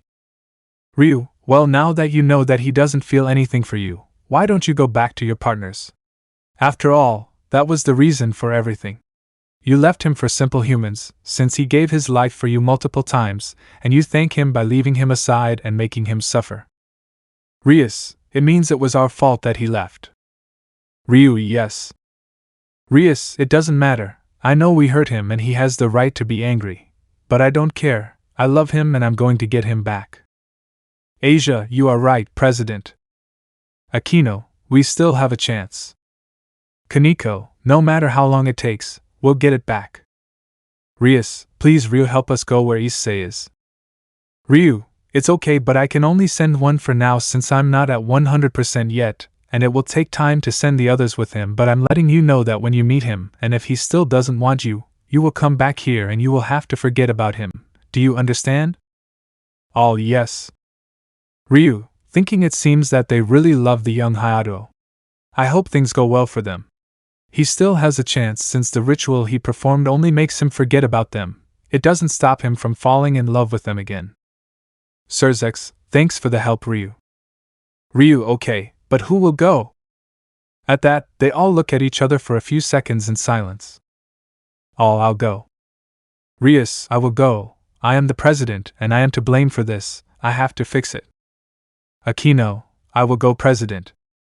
Asia, no, I'm going. He's always helped me. It's my turn to help him. Kaneko, I'll go for Sempia.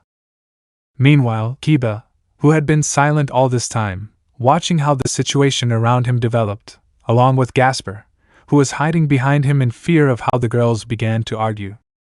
Meanwhile, in a place far away from there, we see the brown-haired man riding a horse next to a black-haired woman who was carrying a suitcase heading towards her hometown. Issei, ready nap. Siesta, yes Issei, let's go. As they began their journey, Louise was going out to the patio to talk to Issei, but what she saw left her in shock and made her angry since Issei was leaving with the maid even though she had told him not to.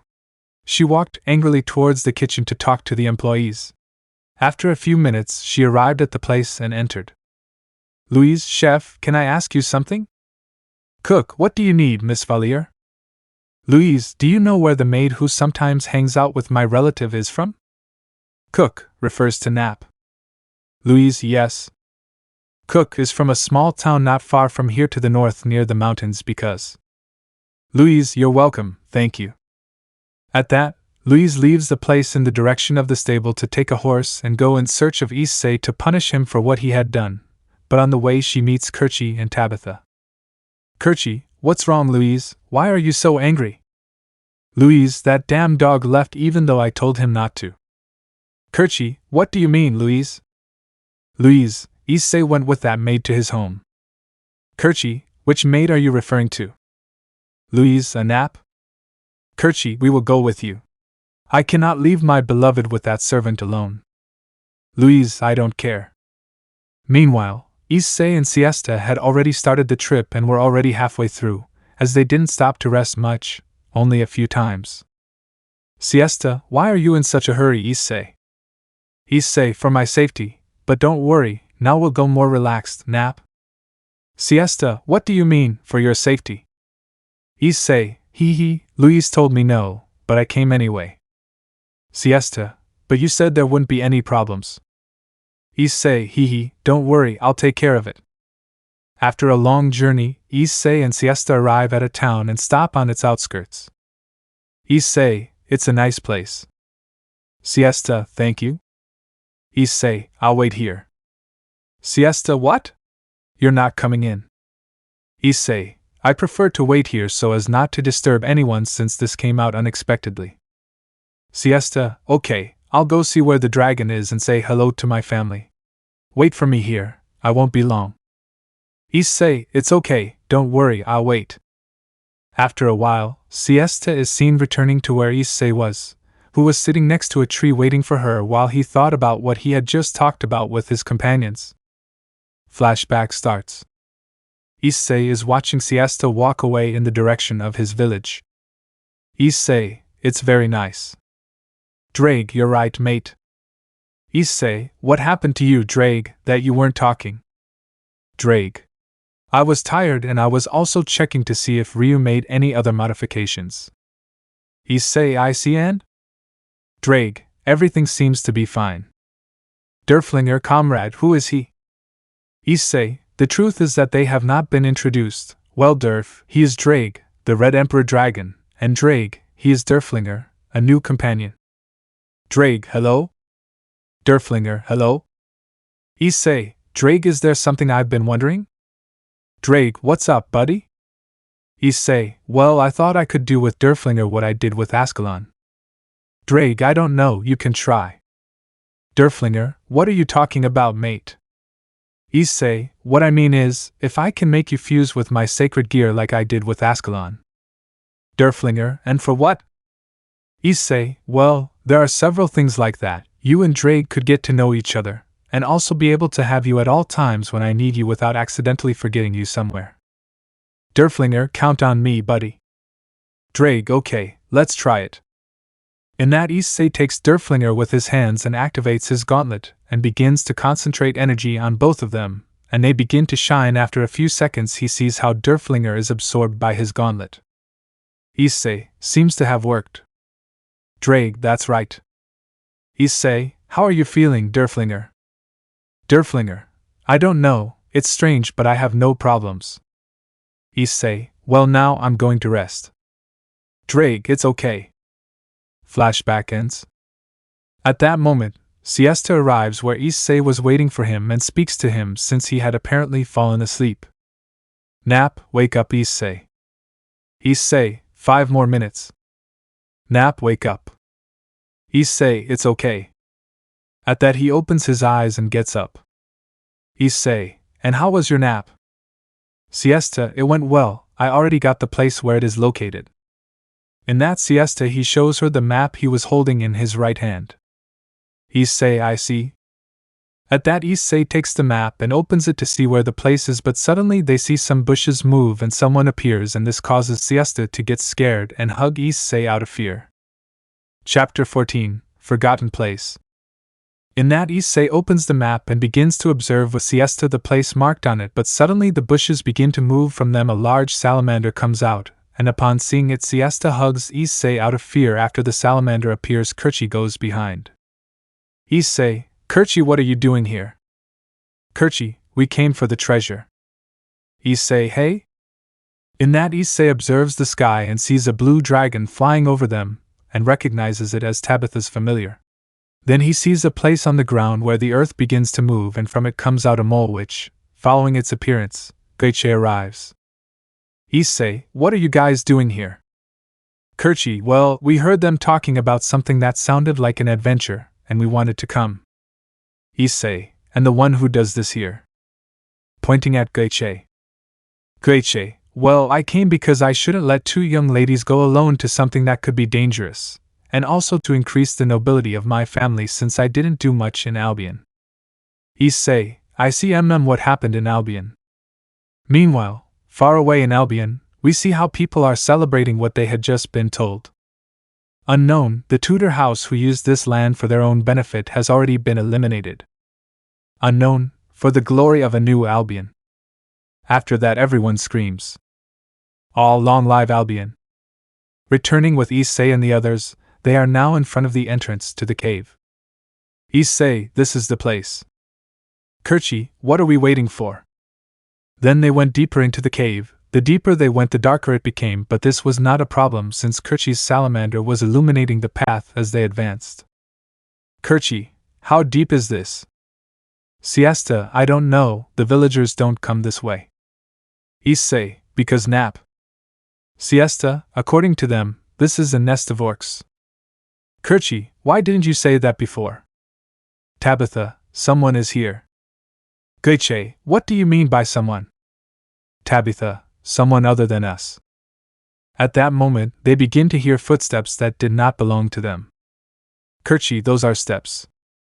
Siesta, they're coming from behind us. Geiche, it seems so. At that moment, someone unknown starts to speak. Unknown, who's there? Unknown, who's coming? At that moment, a beam of energy passes over the group and hits a stalactite that was above the boys near where they were, causing it to fall from the ceiling. Unknown, that was just a warning, get out of here. Issei, nap behind me. Yes, that's fine. Geiche, Beldandy. At that, Guiche's relative comes out of the ground. Kirchi, wait for that voice. Unknown, you must be thieves who want to take an artifact from the past. At that moment, someone appears from behind some stones, and when he sees him closely, he realizes it's Professor Colbert. Geiche, Professor Colbert. Colbert, you guys. Then another person appears next to Colbert, who was none other than Louise. Issei, Louise. Louise, idiot. At that moment, Louise runs to Issei and hits him on the head. Louise, why did you leave if I told you couldn't? Issei, I'm sorry, Louise, I was just really curious to see what that supposed dragon Siesta told me about was like. Louise, an apology is not enough, I will have to teach you to respect your master's orders. Issei, I'm sorry, Louise. Louise, okay, but what dragon are you referring to? During that time, Siesta tells him the whole story of her great-great-grandfather, and how he got here and what was in the cave. At the same time, she and Professor Colbert tell him what they were doing here. Colbert, I heard that a dragon unlike any other was buried here, and I came to this place for my research. Louise, and I came to look for you since where the professor was coming from was the same place you were going to.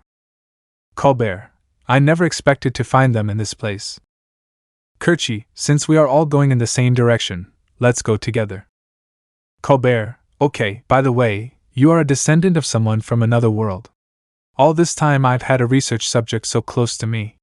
How lucky I am. While near where everyone was talking, we see Louise and Issei talking. Issei, I'm sorry for disobeying you, Louise. Louise, it's okay, but I hope this is the last time something like this happens. Issei, I'll try. Derflinger, it seems the couple is having problems. Louise, we are not a couple. Derflinger, they're leaving them alone. Louise, he. At that he turns around and sees how the others were already walking away, leaving the two of them alone. Goiche, this is turning into a school trip. Colbert, be careful where you step, don't hurt yourself. Kerchi, and we too come for a treasure. Colbert, the chat is forbidden. Then after a while walking they reach the end of the tunnel which leads to a large forest. Colbert, this is? Kerchi, surprising. At that point, everyone looks at the landscape and continues on their way. Goiche, it is certainly appropriate for hiding a treasure. Kerchi, and where is the treasure? Colbert, the map says it should be around there. At that point, everyone starts searching the surroundings until suddenly Professor Colbert notices something that catches his attention. Colbert, what is that? What Professor Colbert had noticed was an old building that they hadn't identified. Everyone starts heading toward the identified place. When they get there, they notice that the door is locked. Colbert, magic should be able to open it. At that, Issei notices that Tabitha was far away and goes to where she was. Issei, Tabitha.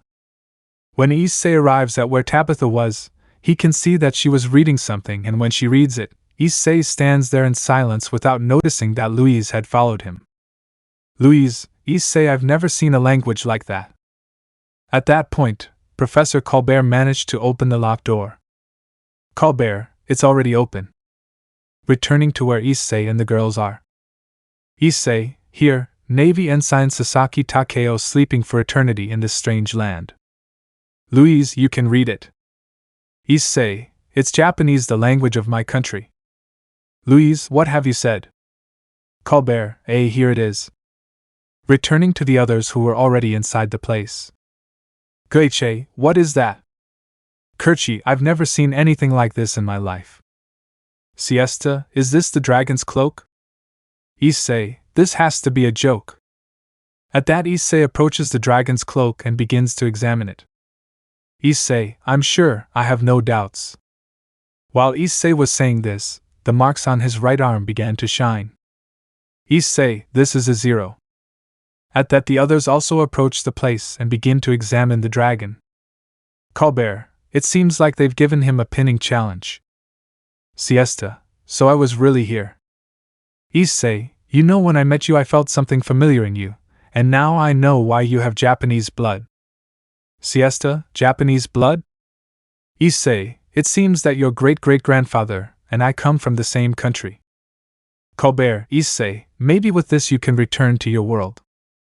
Upon hearing that, Louise gets nervous because she thought she might lose her Issei. Issei, no thanks, I have no reason to come back. Colbert, and your family? Issei, they are fine, don't worry. Colbert and your friends? At that Issei becomes serious but somewhat sad. Issei, they'll be fine. At that Colbert remembers the story of Issei and why he was here. Colbert, well, if that's the case, I'll be in trouble if I take it. Meanwhile, in another place far away from there in a castle, there are two people talking. Unknown, so the letter you wrote to my nephew Wales in Albion was? Unknown too, no doubt. Queen Mother Mariana. Queen, I received a request from Germany today to break off the engagement. Unknown, my carelessness and frivolous actions put us in this situation. Do what you want with me. Queen, you have suffered enough with this situation, princess, since you lost your beloved. At that the queen approaches the princess and takes her face with both hands. Queen, let bygones be bygones, and leave everything else in the hands of fate. Princess, mother. At that moment the princess starts to cry and the queen hugs her, but after a few seconds someone comes running. Unknown, princess. Something serious has happened. Meanwhile back with Issei, he and the others were already back at the academy. Director, I never thought I'd be able to find him. I thought he'd end up lost in the mountains. Colbert, it's all thanks to the descendant of the one who brought the dragon's mantle here. Director, so that's how it was. We would have to have permission to save this here as part of our actual research. Issei, what I needed now would be fuel to make it work. Colbert, what do you mean by fuel?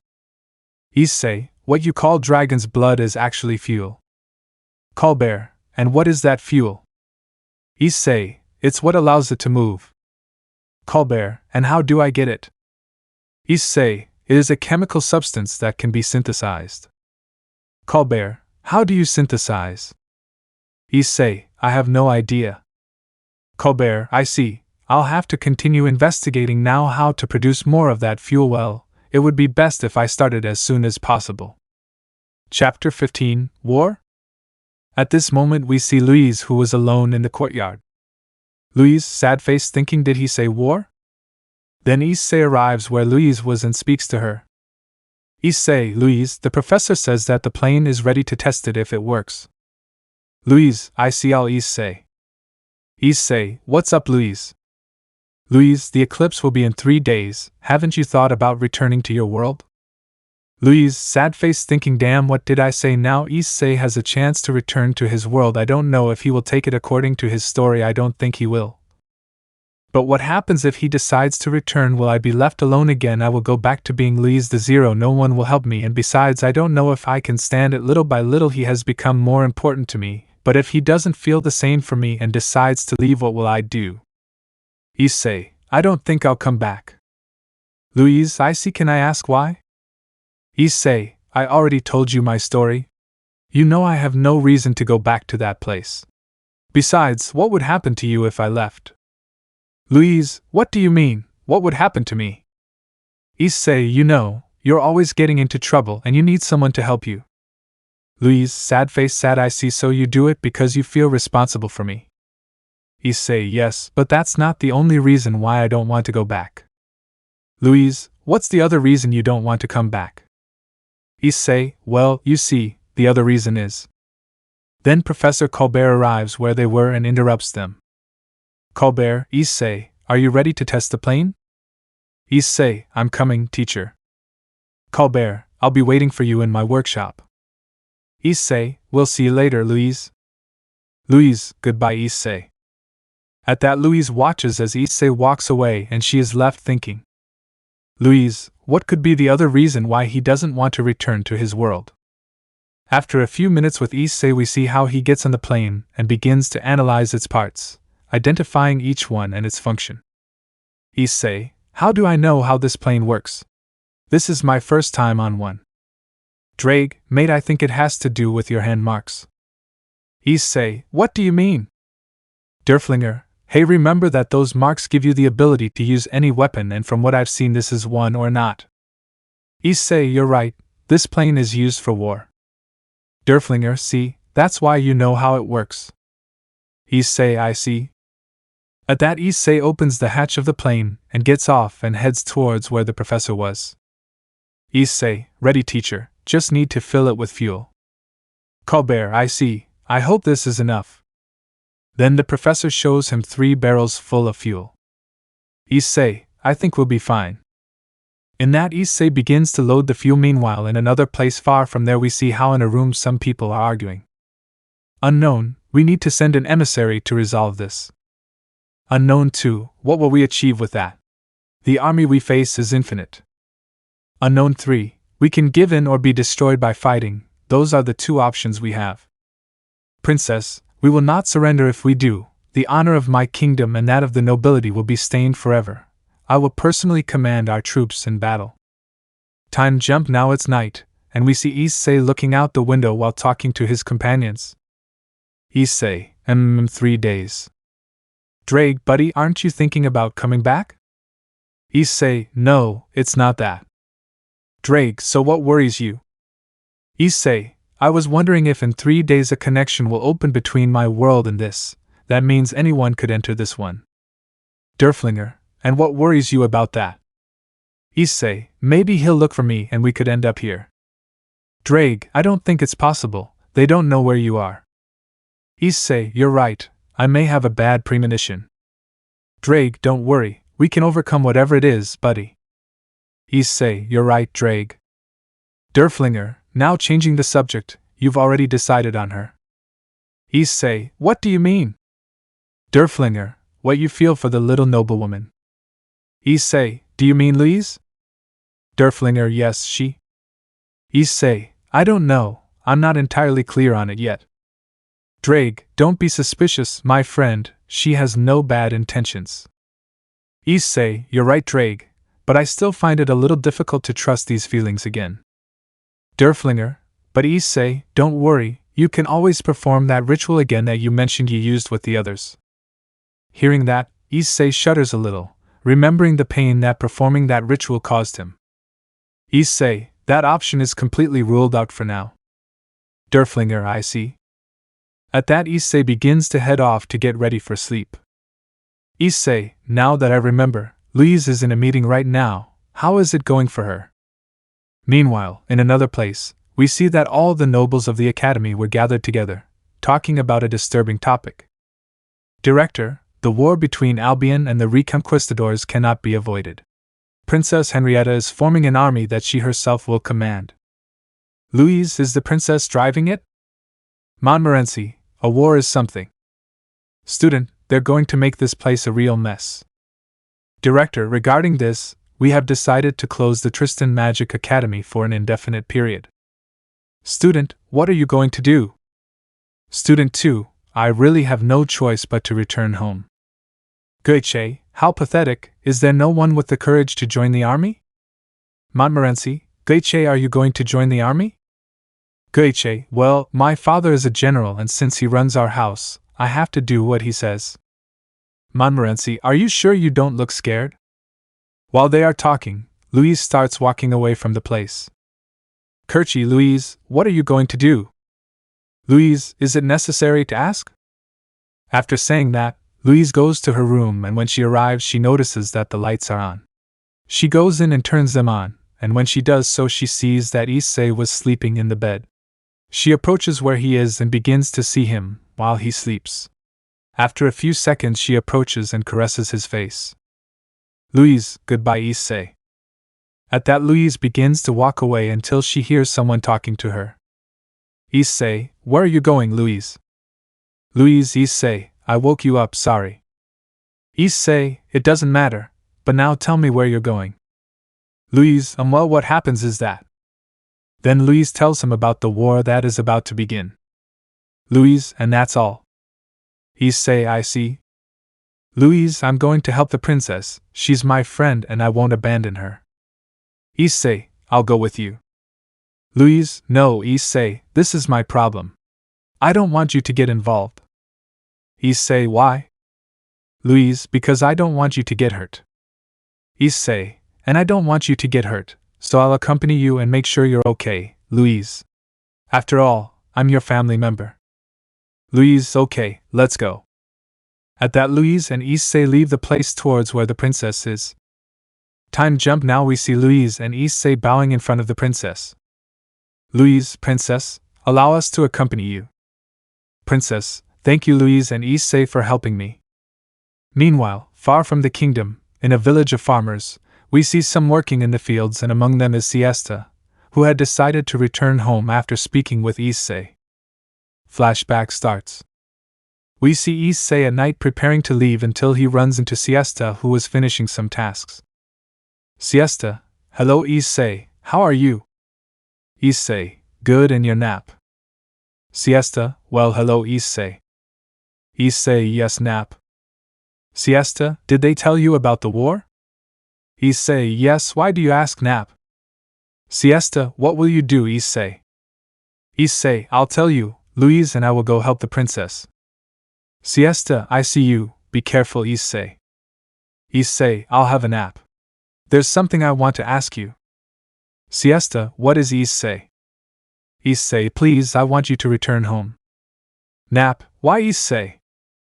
Issei, because this will be a battlefield and I won't be here to protect you, and I don't want anything to happen to you in my absence.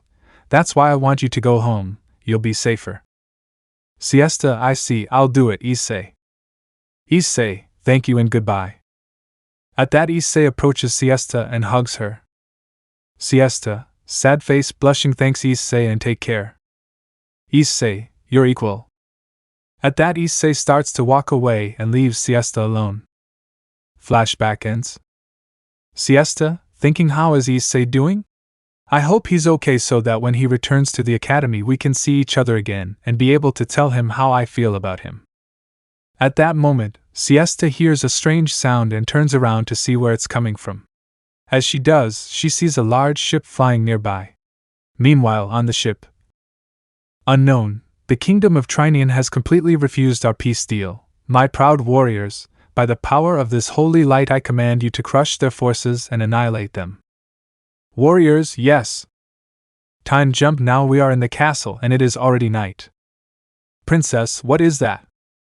Guiche, a ship has appeared over the Thieves village? Are they already here?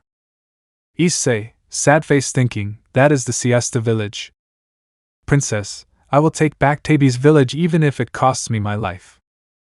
Queen, may Brimir, the creator of all things, be with you. Time jump. Now we see how the princess's troops are on their way to the Thieves village. Along with them go Louise and Issei. Princess, you don't know how much he helps me, you know you're with me, Louise Françoise. Louise, thinking soon the solar eclipse will happen, it seems that Issei would be happy if he stayed here. Princess, stop. At that point, everyone stops and sees a large ship approaching them, flying towards them. It is surrounded by small dragons mounted by warriors. They then change position and head towards the top of a small mountain. Princess, Griffin Knights, take care of the dragons. Magic Knights, hit the ship with all your might. When the princess finished speaking, the Griffin Knights who were riding griffins headed to confront the dragons, but they could not stand up to them. Knight, no matter what happens, that ship will be brought down.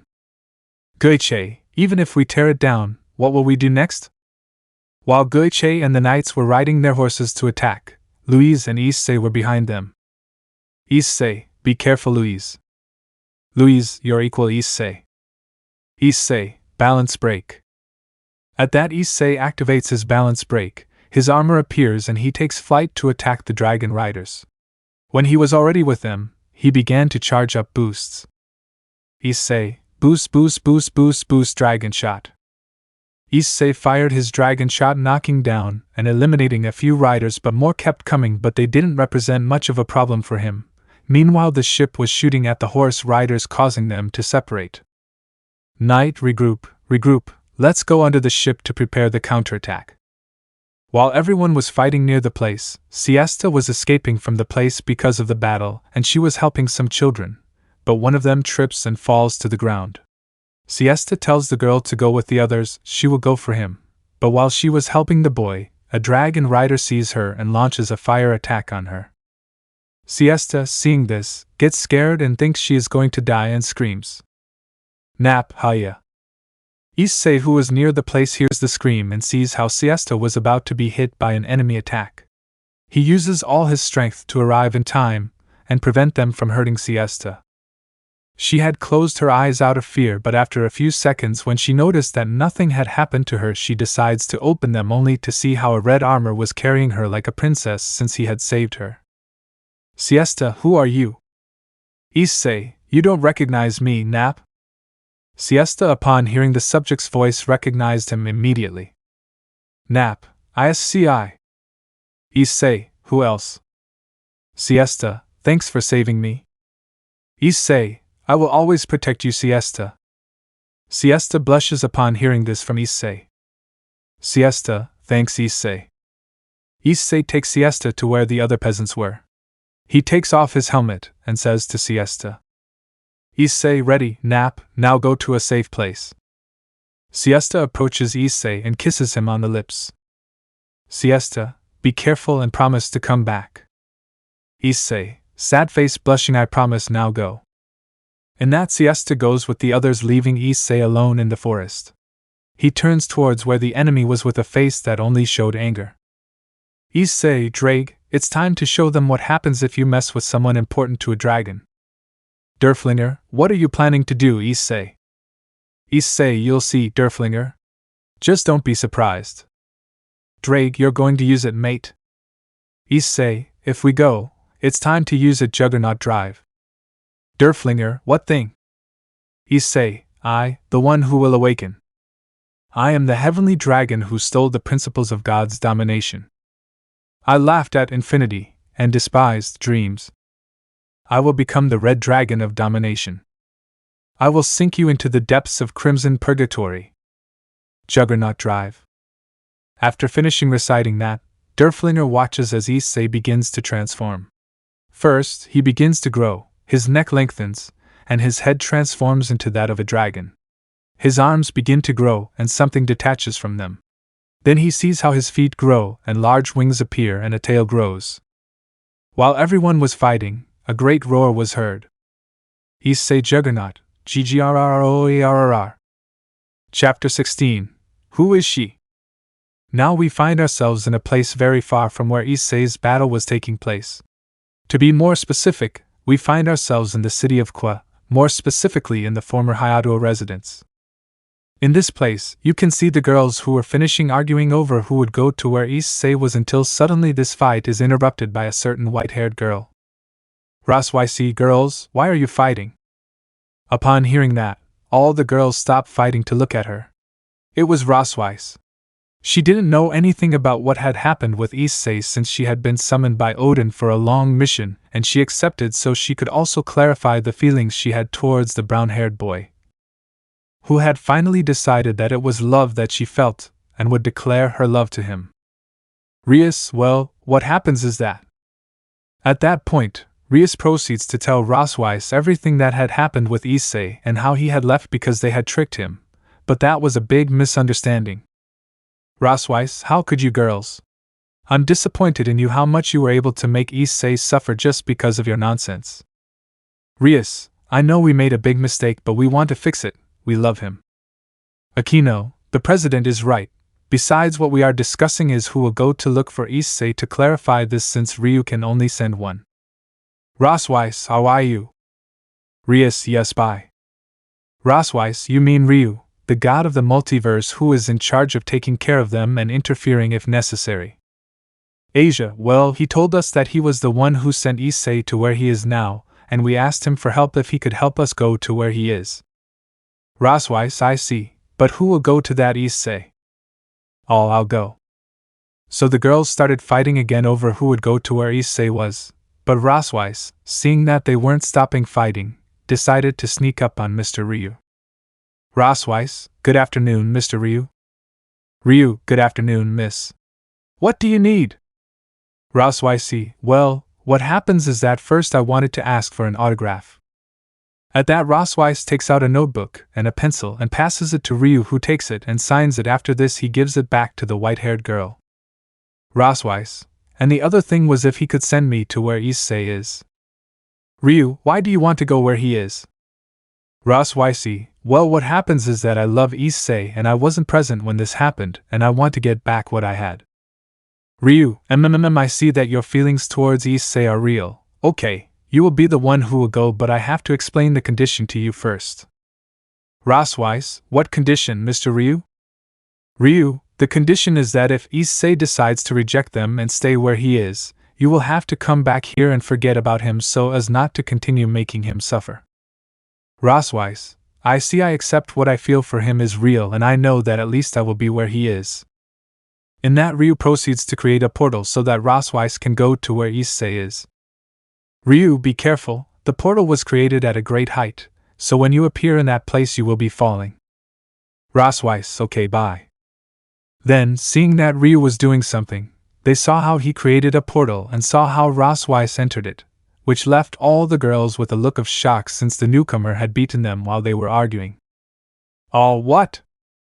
Sirzex, see what happens to them for not stopping fighting. I hope they learn that they shouldn't fight. Now they'll have to wait until Lord Ryu has more power. Rias, brother, this is unfair. Akeno, Era, it seems that Raswise got ahead of us.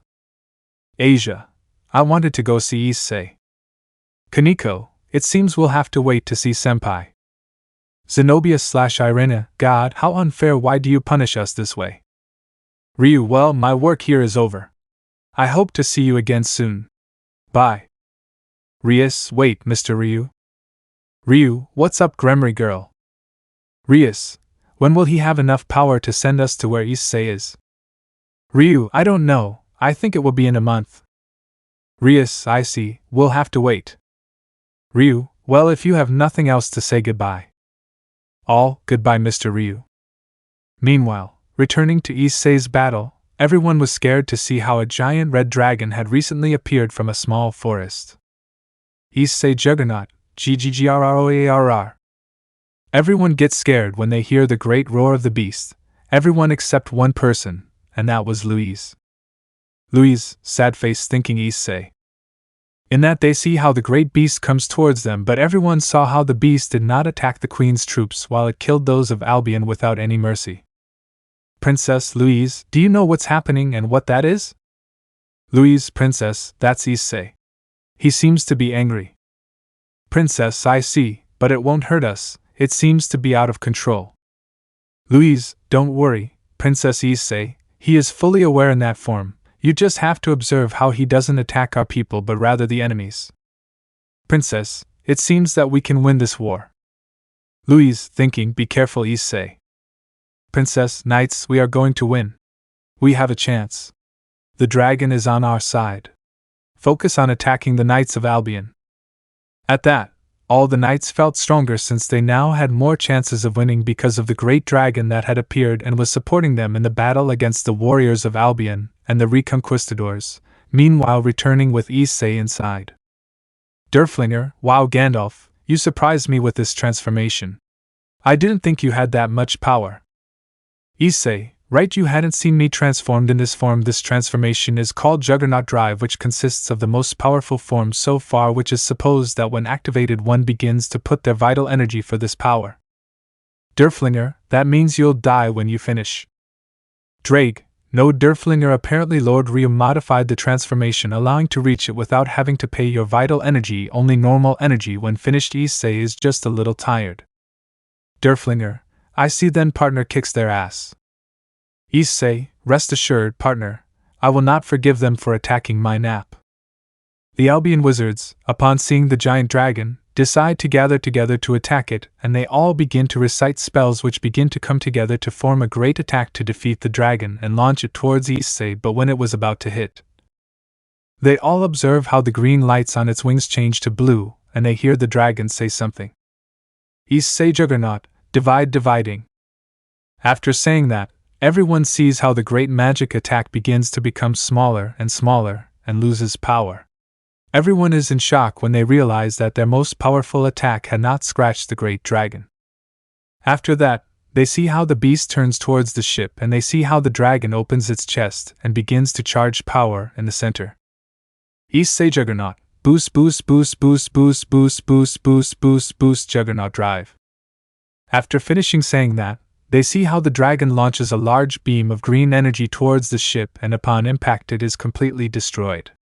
In that, a magician managed to escape, and that was Forget, who upon reaching the ground summons a large golem to fight the dragon, but the dragon, upon noticing it, just looked at it, and then said, "Issei-Juggernaut, boost dragon shot."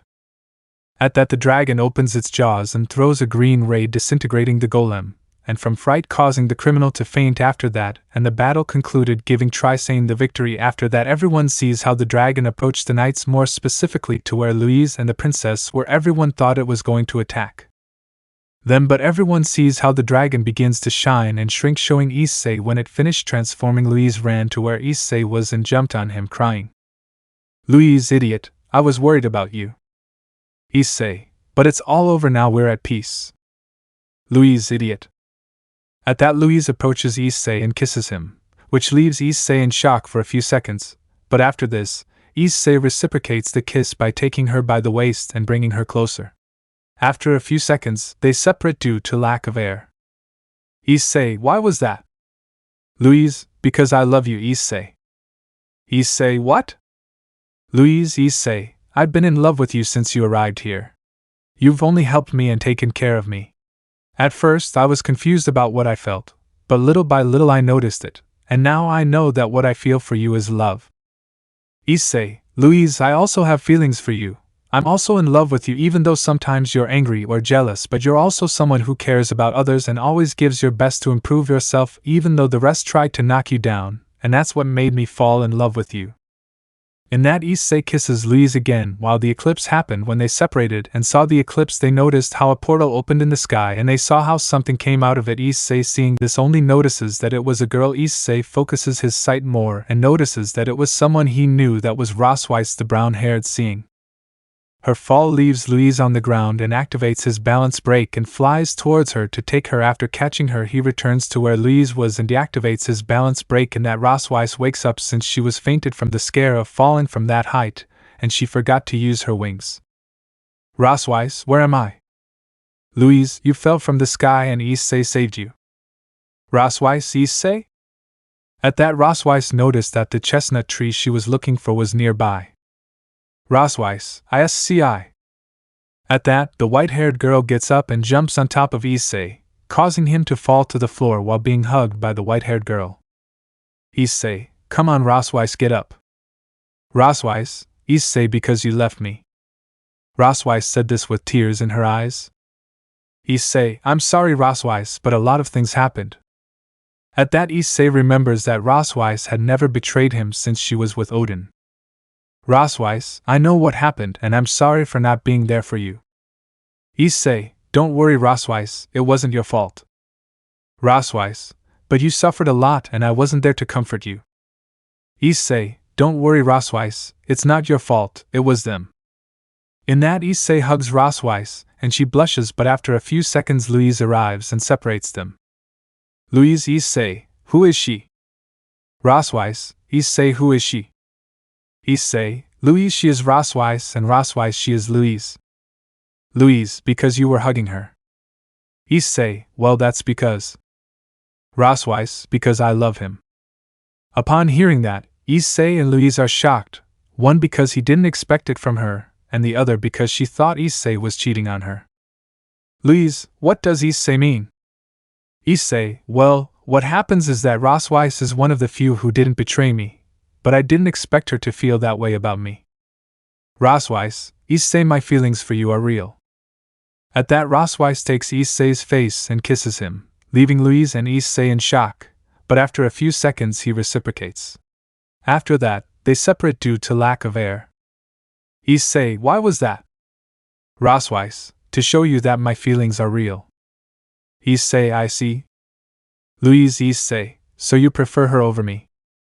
Issei, I haven't said that. Louise, I love you too, but I also have feelings for Rosweiss. Louise, but what are you saying? How can you love us both? Rosweiss, what's the problem? Louise, what do you mean, what's the problem? Don't you see that we can't both be with him? Rosweiss, why not? Louise, because he can have a harem, that's perverted. Issei, but I already had a harem before. Louise, and how did it end? Issei, you're right, but I can feel that the feelings of the two are true. Issei, changing the subject. Rosweiss, why are you here? How did you get here? How did they find out I was here? Rosweiss, well, what happened was. And so Rosweiss proceeds to tell him everything that had happened since he left. Issei, I see, but I don't think it's possible to go back with them. Rosweiss, why do you say that, Issei? Issei, well, what happens is that before coming to this world, as I was slowly dying because of them and their deception, Drake told me about a ritual that could save me. At first I doubted it, but after that I decided and performed it. Rosweiss, I see, but what does the ritual have to do with not going back to them? Issei, the ritual to save myself consisted of expelling all feelings towards them, so to speak. Everything I felt for them no longer exists for me. Now they are just some girls that I know, nothing more. Upon hearing that, Rosweiss becomes depressed for the others, but then she thinks that this included her. Rosweiss, did that ritual also involve me, meaning he doesn't have any feelings for me anymore? Issei, not like at that time. What I felt for you was not clear. It did not affect me, so it did not involve you, but with what you just told me it confirms what I feel for you. Rosweiss, I see. I'm glad to know I still have a place in your heart. But the others will come later too. Will you be ready to face them? Issei, if not, don't worry. Rosweiss, I see, but what are we going to do now? Louise, we have to go back to Tristan to celebrate Issei's victory. Rosweiss, what does Issei mean? Issei, what happens is that. So Issei proceeds to tell him everything that had happened since he arrived at this place and about the war. Rosweiss, I see. Louise, let's go, Issei, the others are waiting. At that, Issei, Louise, and Rosweiss start heading towards where the princess was to celebrate. Chapter 17, A Harem.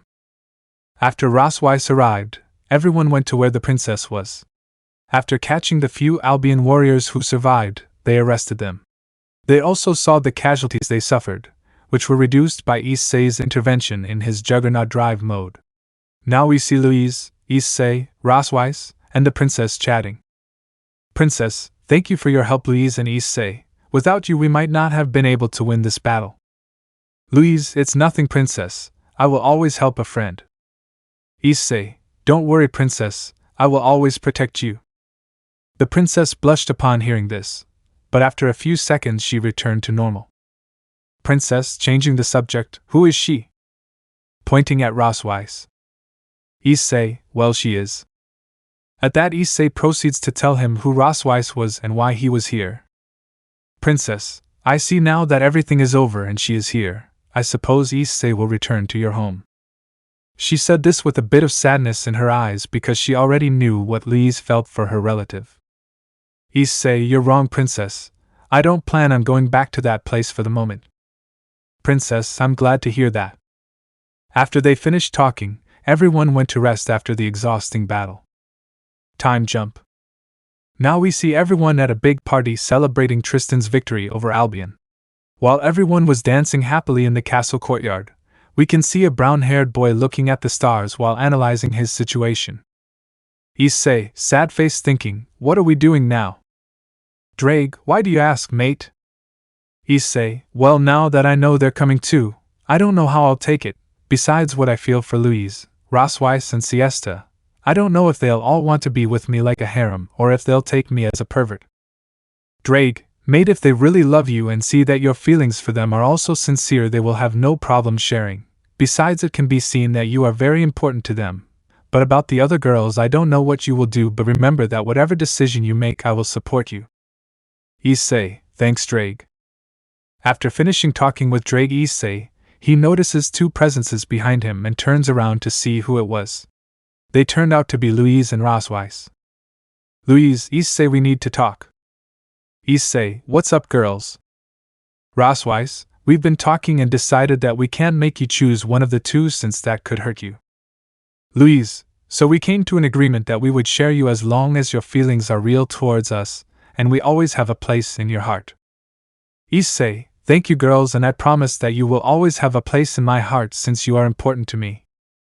At that, Issei approaches where they were and first approaches Louise, who takes her by the chin and then slowly kisses her, but this was not a clumsy kiss but one full of feelings of love. After a few seconds, and due to lack of air, they separate and look into each other's eyes. Issei, I love you, my little Louise. Louise, I love you too, issei. After that, Issei turns to where Rosweiss was, approaches her, puts his hand on her face, and then brings her closer to kiss her. This kiss was different from Louise's since this one was not delicate, but this one was with more passion and lust. After a few seconds they separate but with a thread of saliva between them. Issei, I love you my Rosweiss. Rosweiss, I love you too my Issei. After that they returned to the party where Issei took Louise and then Rosweiss out to dance, where they had fun all night. The next morning, we see how Issei, Louise, Rosweiss and Goiche were getting into a carriage and heading back to the academy. After a long trip they were back at the academy, and when they arrived they were received by Kirchi, Tabitha, Montmorency, and the others who were happy because their classmates returned and that now they were heroes. When they finally arrived everyone congratulated them for their great actions, and when they finished everyone returned to what they were doing and Issei, Louise and Rosweiss went to Louise's room. Louise, well, it seems that the room is getting smaller and smaller. Rosweiss, and where will I sleep? Issei, you will sleep with Louise in the bed. Louise, and your Issei? Issei, I'll sleep on the floor. Rosweiss, are you sure, Issei? Issei, if not, don't worry. After that, Louise and Rosweiss stayed in the room getting comfortable, while Issei went out for a walk. After a while, he arrived at the patio near the workers' kitchen. He was looking for Siesta to see how she was. After a few minutes, he could see her washing clothes, so he decided to approach slowly so that she would not notice his prescience. When he was already behind her, he covered her eyes with his hands. Issei, who am I?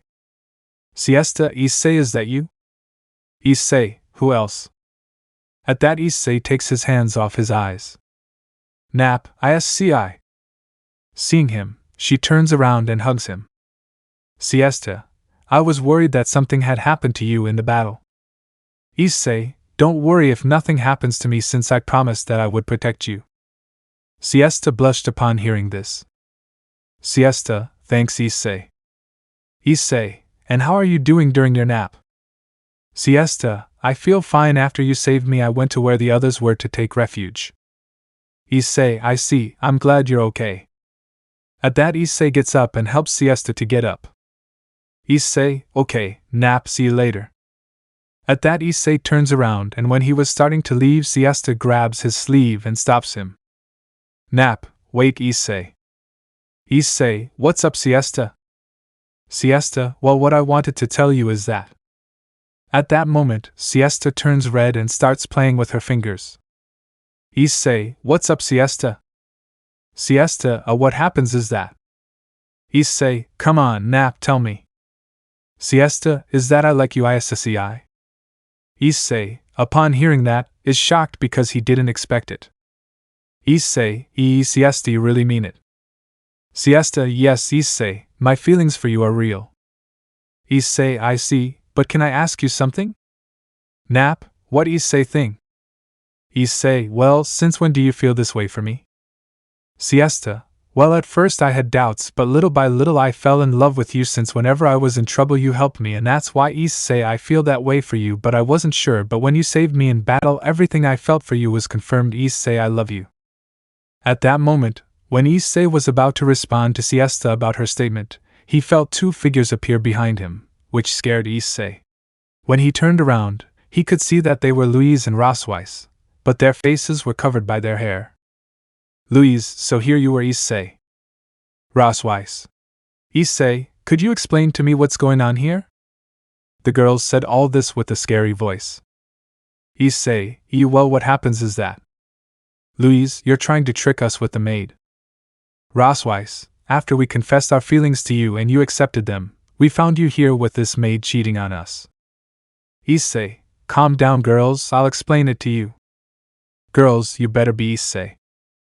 In that Issei proceeds to tell the two about what had happened between the two of them, and also tells her that Siesta's feelings are real and that he also had feelings for her. After hearing that, the two girls hit Issei on the head but then they calmed down, and both gave him a kiss on each cheek. Rosweiss, it's okay Issei, if what you say is true, we have no problem with her joining us too.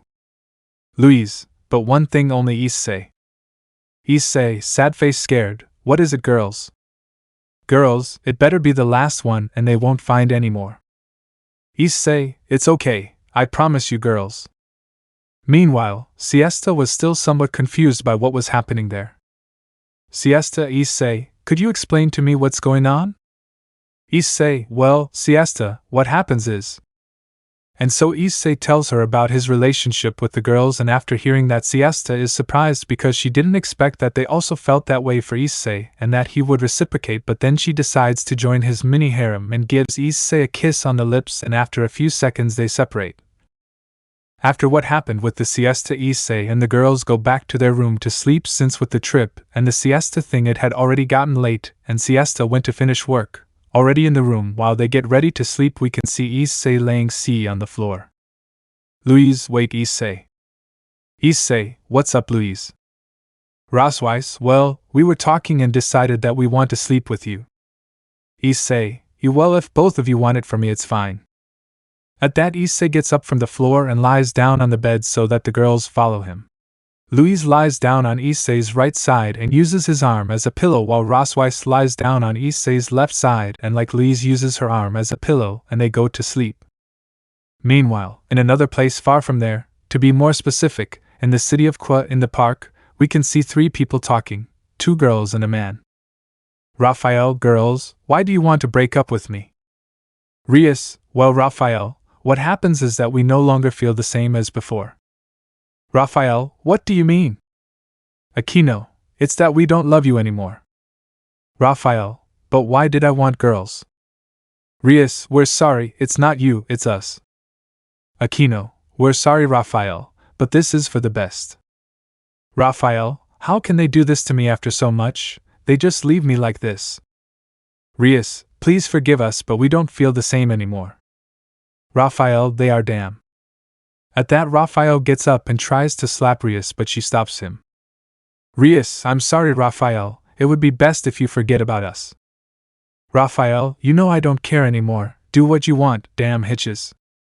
Akeno, we're sorry, Raphael. Raphael, I don't give a shit if they feel that way, that won't make them come back to me. At that, Raphael turns around and starts to walk away, but behind him, Rias starts to create a spell and cast it on Raphael. This was so that he would forget everything about the relationship they had and about them. Rias, is what we did okay, Akeno? Akeno, if Rias was the best for everyone, we can't continue with this if we want to get Issei back. Rias, you're right, Akeno, I hope things go better for the others.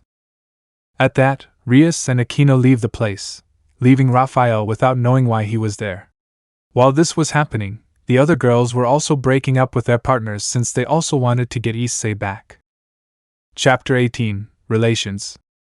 Now we find ourselves in Kwa's academy, more specifically in the music room, where we can see two people talking. These people were none other than Zenobia and Camillo, her boyfriend or next ex-boyfriend. Zenobia, Camillo, we need to talk. Camillo, what's going on, love? Then he tries to approach Zenobia and kiss her, but she takes a few steps back, preventing this action from the boy. Camillo, what's happening? Why are you moving away, dear? Zenobia, the thing is, I don't think we can continue. Camillo, what do you mean, Zenobia? Zenobia, what happens is that this relationship cannot continue. Camillo, sad face excited, what do you mean? Zenobia, I bet I don't feel the same way about you anymore, it's not you, it's me. Camillo, but I love you because you do this to me. Zenobia, because I can't keep fooling myself. Camillo, why do you say that? Zenobia, because this is not what I want, I'm wrong. Camillo, sad face angry, so for you this was just a mistake? Zenobia, not completely, but my feelings for you aren't that strong, and that's why I want to stop deceiving myself and deceive you. Camillo, but Zenobia, don't do this to me, what I feel for you is real. Zenobia, I'm sorry, but this is for the best. Camillo, crying, but Zenobia, you are the most important thing to me. Zenobia, I'm really sorry, Camillo, but I don't think there's a solution to this. You're not the problem. You're a fantastic guy, but you're not the person I love. Camillo, but... Zenobia, please, Camillo, no more, this is already difficult. In that, Zenobia leaves the room, leaving Camillo crying because the supposed woman who said she loved him was leaving and had told him that this had been a mistake. This devastated his heart completely. Meanwhile, in another part of the academy, to be more specific, in the courtyard of this, you can see Kaneko and Kisame. They were under a tree just meeting since Kaneko told him that they had to talk. Kisame, what's wrong, my cute Kaneko? Kaneko, we need to talk, Kisame. Kisame, what's wrong, Kaneko? Kaneko, I think this can't continue. Kisame, why do you say that, Kaneko? Kaneko, because I think this was a mistake. Kisame, what do you mean by a mistake? Kaneko, I don't think having this relationship was the best thing. Kisame, surprised, why do you say that? Kaneko, because I'm not ready for a relationship. I'm younger than you, and it's better for you to be with people your age than with someone younger than me. Kisame, what do you mean? Kaneko, I bet I didn't realize it, but more than love, what I feel for you is admiration and gratitude for everything you've helped me with. Kisame, I see, I understand you. Kaneko, aren't you angry? Kisame, honestly no, since I understand that you are still young and younger than me. I understand that this has only been a childish whim. Kaneko, thank you for understanding, Kisame. Kisame, don't worry, but I'll tell you something. Kaneko, what thing, Kisame? Kisame, I'll give you some advice since you're young for your next relationship. I hope you understand better that a relationship is very serious. Kaneko, thank you, Kisame, I'm very glad that you understood me. But can I ask you something? Kisame, you're welcome. If it's about your studies, don't worry, I'll still help you. Even if we're not a couple, it doesn't mean we can't become friends. Kaneko, thank you very much, Kisame. At that, Kaneko approaches Kisame and gives him a hug and then leaves. Kisame, thinking, I think it was for the best. This was all very rushed. She's 14 and I'm 16. This relationship didn't make sense. But I'm glad she was mature enough to be able to talk to me and not have something stupid come up. Meanwhile, Kaneko was leaving calmly to the next class since she didn't have any problems with her ex-boyfriend, since she thought he would get angry and have problems later that same day. We can see two people talking on the academy's soccer field, and these people were Asia Argento and her boyfriend and future ex-boyfriend Vicente. Asia, Vicente, we need to talk. Vicente, what's up, my cute little Asia? Asia, sad face, a little angry, we have to talk. It turns out that Asia didn't like that Vicente spoke to her like someone younger, and that he was overprotective of them. The only person she liked to be treated like that was Issei, but he was no longer there. Vicente, what's up, Asia? Asia, I think we have to end this, Vicente. Vicente, what do you mean, my little Asia?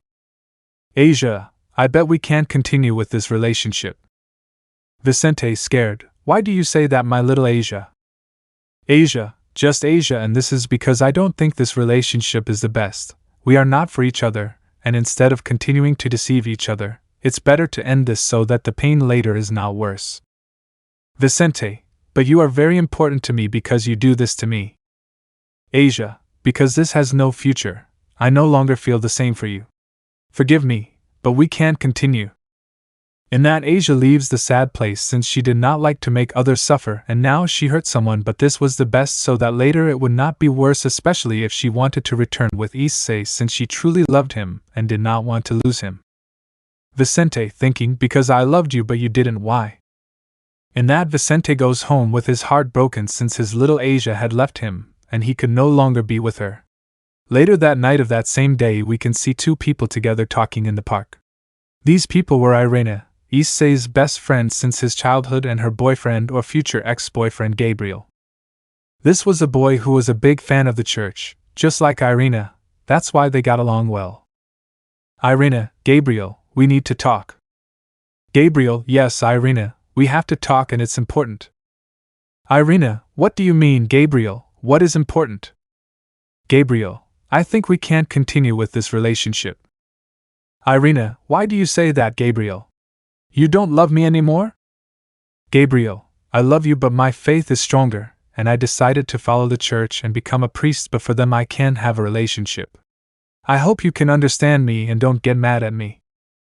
Irina, I understand you, Gabriel, and I know that your faith is very important to you, and if this is what you want, I am nobody to oppose your wishes. I just wish you luck in whatever you propose. Gabriel, but I hope we can still be friends since you are still someone special to me. Irina, don't worry, Gabriel, we can still be friends. Gabriel, I'm glad to hear that, Irina, then I say goodbye. I hope to see you later. Irina, don't worry, we'll see each other later. After a while that same night we can see all the girls together at the Hayato residence, all talking about how their day went with their ex-boyfriends, and how they all ended up. Zenobia, it didn't go very well for me, let's say. Rias, why do you say so, Zenobia? Zenobia, well, what happened was that. And then she tells them how it went with her ex-boyfriend and how it all ended, which surprised the girls, but they still expected it since it was a natural reaction. Rias, and how was it for the other girls? Kaneko, it went better for me than for Zenobia since Kisame and I remained friends after our relationship ended, and he will continue to help me study. That shows that Kisame was a good person. Rias, I'm glad to hear that, Kaneko. Akeno, Era, it seems that Kaneko was very lucky. Zenobia, well, how did it go, Asia? Asia, well, things didn't go very well for me, so to speak. Zenobia, why do you say that? Did he do something to you? If so, I won't forgive him. Asia, he didn't do anything to me, I just couldn't muster up the courage to wait for his answer and I ran away from the place for fear of how he would react. Rias, I see, but you have to take responsibility for this since that person had feelings for you. Asia, I know, laugh, I'll fix it tomorrow. Rias, and don't worry if something happens, remember that we will help you and protect you. In that, all towards the words of Rias. Asia, thank you very much, Rias, and the same to the others. Rias, and now changing people, how did it go for you, Irina? Irina, well, just like Kaneko, things went well for me since I didn't have any problems with Gabriel, since he decided to dedicate himself to religious life and become a priest. We also decided to remain friends, so I didn't have any problems. Rias, I see. But now we all just have to worry about how to get our beloved issei back. Oh, you're right, we have to get our issei back. Chapter 19, Coronation. We can see Issei sleeping in bed while on one side was Rosweiss hugging him using her arm as a pillow and on the other side was Louise also using her arm as a pillow. Everyone was sleeping until Issei wakes up and sees how they were. Issei, sad-faced, thinking, they look so beautiful while they sleep. I wouldn't want to ruin this view, but we have to do. At that, Issei begins to wake up Louise and Rosweiss. Issei, come on girls, it's time to wake up. Rosweiss, 5 more minutes. Issei. Louise, I want to keep sleeping. Issei, sad-faced, thinking, this is going to cost me, I already know. Issei, wait for me, Kirchi, I'm going to our date. The girls, upon hearing that Issei was leaving with someone else, immediately got up. Rosweiss, where is that hitch? Louise, where is that hitch? Issei, calm down, it was just a joke to get them up. At that, Issei approaches and gives each of them a good morning kiss. Louise, it's okay. Rosweiss, and what will I do while you are at school? Issei, I will accompany you so you can get to know the place. Rosweiss. Rosweiss, thanks. Issei. Louise, how unfair. Issei, you are my relative, you should accompany me.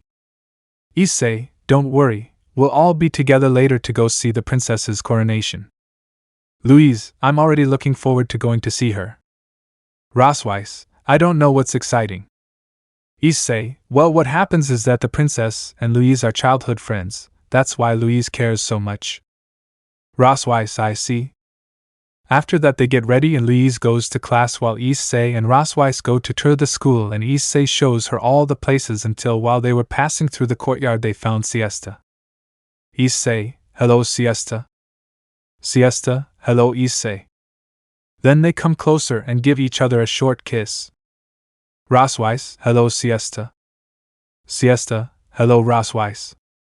Issei, will you take a nap and then accompany us to the princess's coronation? Siesta, I'm sorry but I won't be able to join you. Issei, why nap? Siesta, It's just that I still have a lot of work and I'm not a big fan of those types of events where there are too many people. Issei, I see then, take care Siesta and have a good one. Siesta, thanks Issei, I hope it goes well for you too. Rosweiss, goodbye nap. Siesta, goodbye Rosweiss. In that, Issei and Rosweiss leave to finish their tour of the academy while Siesta returns to her work. Meanwhile, in the castle we can see the princess preparing for the coronation that day in the afternoon. Unknown, allow me to summarize the procedures of the coronation ceremony. Princess Marissa, I do not desire the title of Majesty. Marissa, you're being childish again. We're at war. Although we managed to prevent the invasion of Albion, we shouldn't let our guard down. Henrietta, Her Majesty will be assigned as Queen of these lands and will lead her people against the invaders. As she finishes saying that, loud screams begin to be heard from outside, which causes the princess to stop paying attention to her servant and look out the window. People, long live Her Majesty! Long live Henrietta! Meanwhile, not far from there, to be more specific, in the kingdom's prison, we can see someone in his cell who turned out to be no one other than the bearer of the rings with the power of the void to hypnotize. He was sitting on his bed doing nothing until he suddenly heard someone approaching his cell. Prisoner, is it time for dinner yet? This is the coronation ceremony. Even a fool like me gets high-class food. Unknown, I'm sorry but unfortunately, but you won't have the chance to enjoy the food. At that the prisoner stands up, upset, and approaches the door. Prisoner, who are you? Unknown, Furomoro, just when you finally defeated the Prince of Albion to obtain the power you desired, your mistake in trying to conquer Tri-Stain was what caused your downfall. Thanks to the commotion caused by the coronation ceremony, I managed to recover the Andabali ring. Prisoner, please, give me another chance. They used magic from an unknown source. A strange woman in dress appeared and attacked us, which caused the extermination of my army. In that he remembers how a great red dragon appeared and began to attack his entire army without mercy, and then how it launched a great beam of green energy that annihilated his ship. Prisoner, I couldn't prevent that beast from appearing, you can't blame me for that. Furomoro, don't worry about it, you won't have to bear the responsibility anymore. Upon hearing this, the prisoner backs away in fear. Prisoner, wait. At that Furomoro puts his hand with the ring visible through the grate, and it begins to shine. After a few seconds, the only thing that can be seen in the cell is a dehydrated corpse. Meanwhile, up in the city, the coronation celebrations were already beginning. We can see Issei at the academy waiting for the girls to arrive. Issei, hurry up, the ceremony is almost over. Rosweiss and Louise appear ready to leave, but before that, the girls stop them. Louise, wait Issei. Issei, what's up girls? Rosweiss, we have a gift for you. Issei, a gift? Louise, yes. Rosweiss, you have to accept it. Issei, okay, they are glasses. Louise, they are special, I had to negotiate with my sister to get them since they are a family treasure. Issei, do you have a sister? Louise, yes. At that point the girls give Issei some strange glasses and he decides to put them on to please his girls. When he puts them on, a slight red glow appears in the center of the glasses and when they see that glow, the girls have a small smile. Issei, and how do I look girls? Girls, you look good. Issei, well, but it would be better to use them later. Issei then tries to take off his glasses but can't do it, so he tries again with a little more force but he still can't do it. Rosweiss, right, it's time to go. Issei, wait, how do I take them off? Louise, come on Issei or we won't be able to see the coronation. While they were walking, the girls were a little ahead of Issei, talking. Louise, Rosweiss, are you sure about this? Rosweiss, yes, because although I love Issei, I know that it is difficult for him to control his perversion. Louise, but Issei hasn't acted that way since he arrived.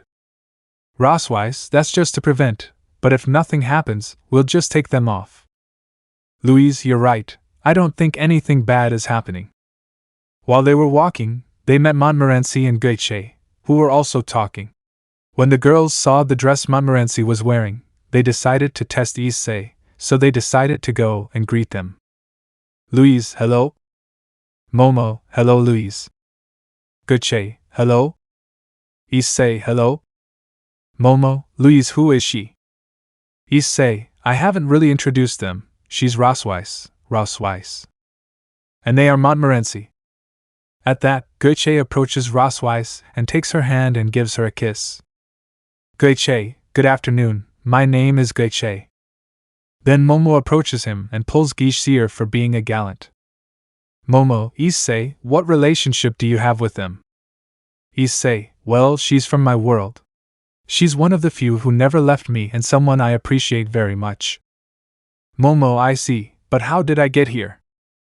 Issei, the same way as me. Momo, I see. Guche, hey Issei, what's your relationship with her? Issei, well, my relationship with her is. Issei was nervous because he didn't know how to tell them about his relationship with Rosweiss, Louise and Siesta, but when he was going to tell her something, Rosweiss decided to interfere. Rosweiss, I'm his girlfriend. Guche, I see, but I thought you had feelings for Louise. Issei. Momo, me too, but the way you described her, it's not that surprising that you have a relationship. Issei, well, it's complicated. Guche, what do you mean? Issei, well, what happens is that I also have a relationship with Louise. Both what? Momo, how is it possible that you also have a relationship with Louise if you just told us that you have one with Rosweiss? Guche, I'm jealous of you, Issei. Louise, well, what happens is that we both feel love for Issei, so we decided that we would share it, since if we made Issei choose one of the two, we knew that in some way we would hurt him, and we didn't want to hurt Issei. Rosweiss, besides where Issei comes from, he is a demon, and it is normal for him to have more than one woman in that place. Momo, but what? Issei, you better not be playing with them. Issei, don't worry Momo, what I feel for them is real and I will protect them with my life. Momo, I see, I wish he was a bit like you. Issei, do you mean Guche? Momo, yes. If only he weren't such a Casanova, we wouldn't have any problems. Guche, my beloved Montmorency, I will always be faithful to you. Momo, I wish it were true. Issei, if you were just trying something with Rosweiss. Guche, shut up, commoner. Issei, do you want to fight again? In that, Guche remembers his confrontation with Issei and how he easily defeated him with that transformation. Guche, I'd rather avoid seeing that thing again. Issei, it's okay. Rosweiss, what is Issei referring to? Issei, to the Juggernaut drive. Rosweiss, you used it. Louise, that you have to use it. Rosweiss, last time you almost died from using it because you used it again. Issei, because I'm no longer in danger, Rosweiss no longer has that cost to activate, and now it was thanks to Ryu's help. Rosweiss, I see, I was scared for a moment. Louise, what cost do you mean, Issei? Issei, well, before, when I activated the Juggernaut drive, it gave me great power, but it began to consume my vital energy until it killed me. Louise, what? And why did you use it? Issei, don't worry Louise, when I got here before that, Ryu modified my booster gear and now I no longer have problems activating it. Louise, it's okay, but I didn't think it had such a high cost. Issei, if it weren't for Ryu I would never have used it here. Louise, I see. Issei, but enough of talks, we are late for the princess ceremony. Rosweiss, Issei is right, let's go.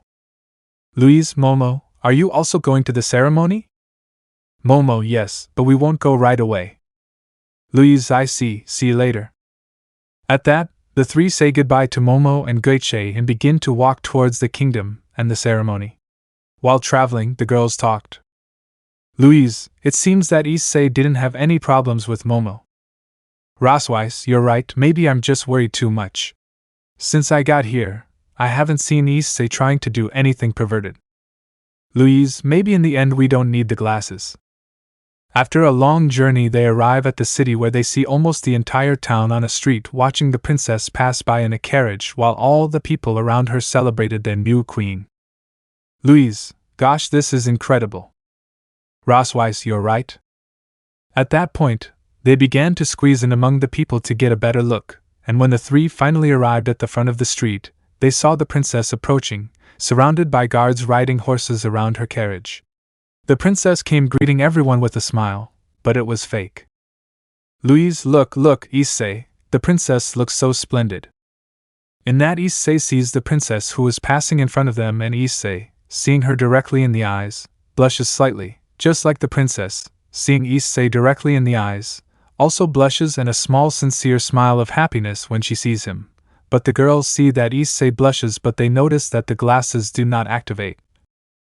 Which means that he is not thinking about anything perverted, but it still bothers them that he is blushing for her. That Louise approaches issei. Louise, what are you watching, issei? Issei, nothing, just that the princess looks beautiful. The girls, upon hearing this, get a little upset because he was already focusing on other girls, and Louise gets especially angry because the princess is her friend. But then they calm down since they remember that issei had told them that he loved them with all his heart and that he would give his life for them, so they don't react violently. And then a knight approaches them.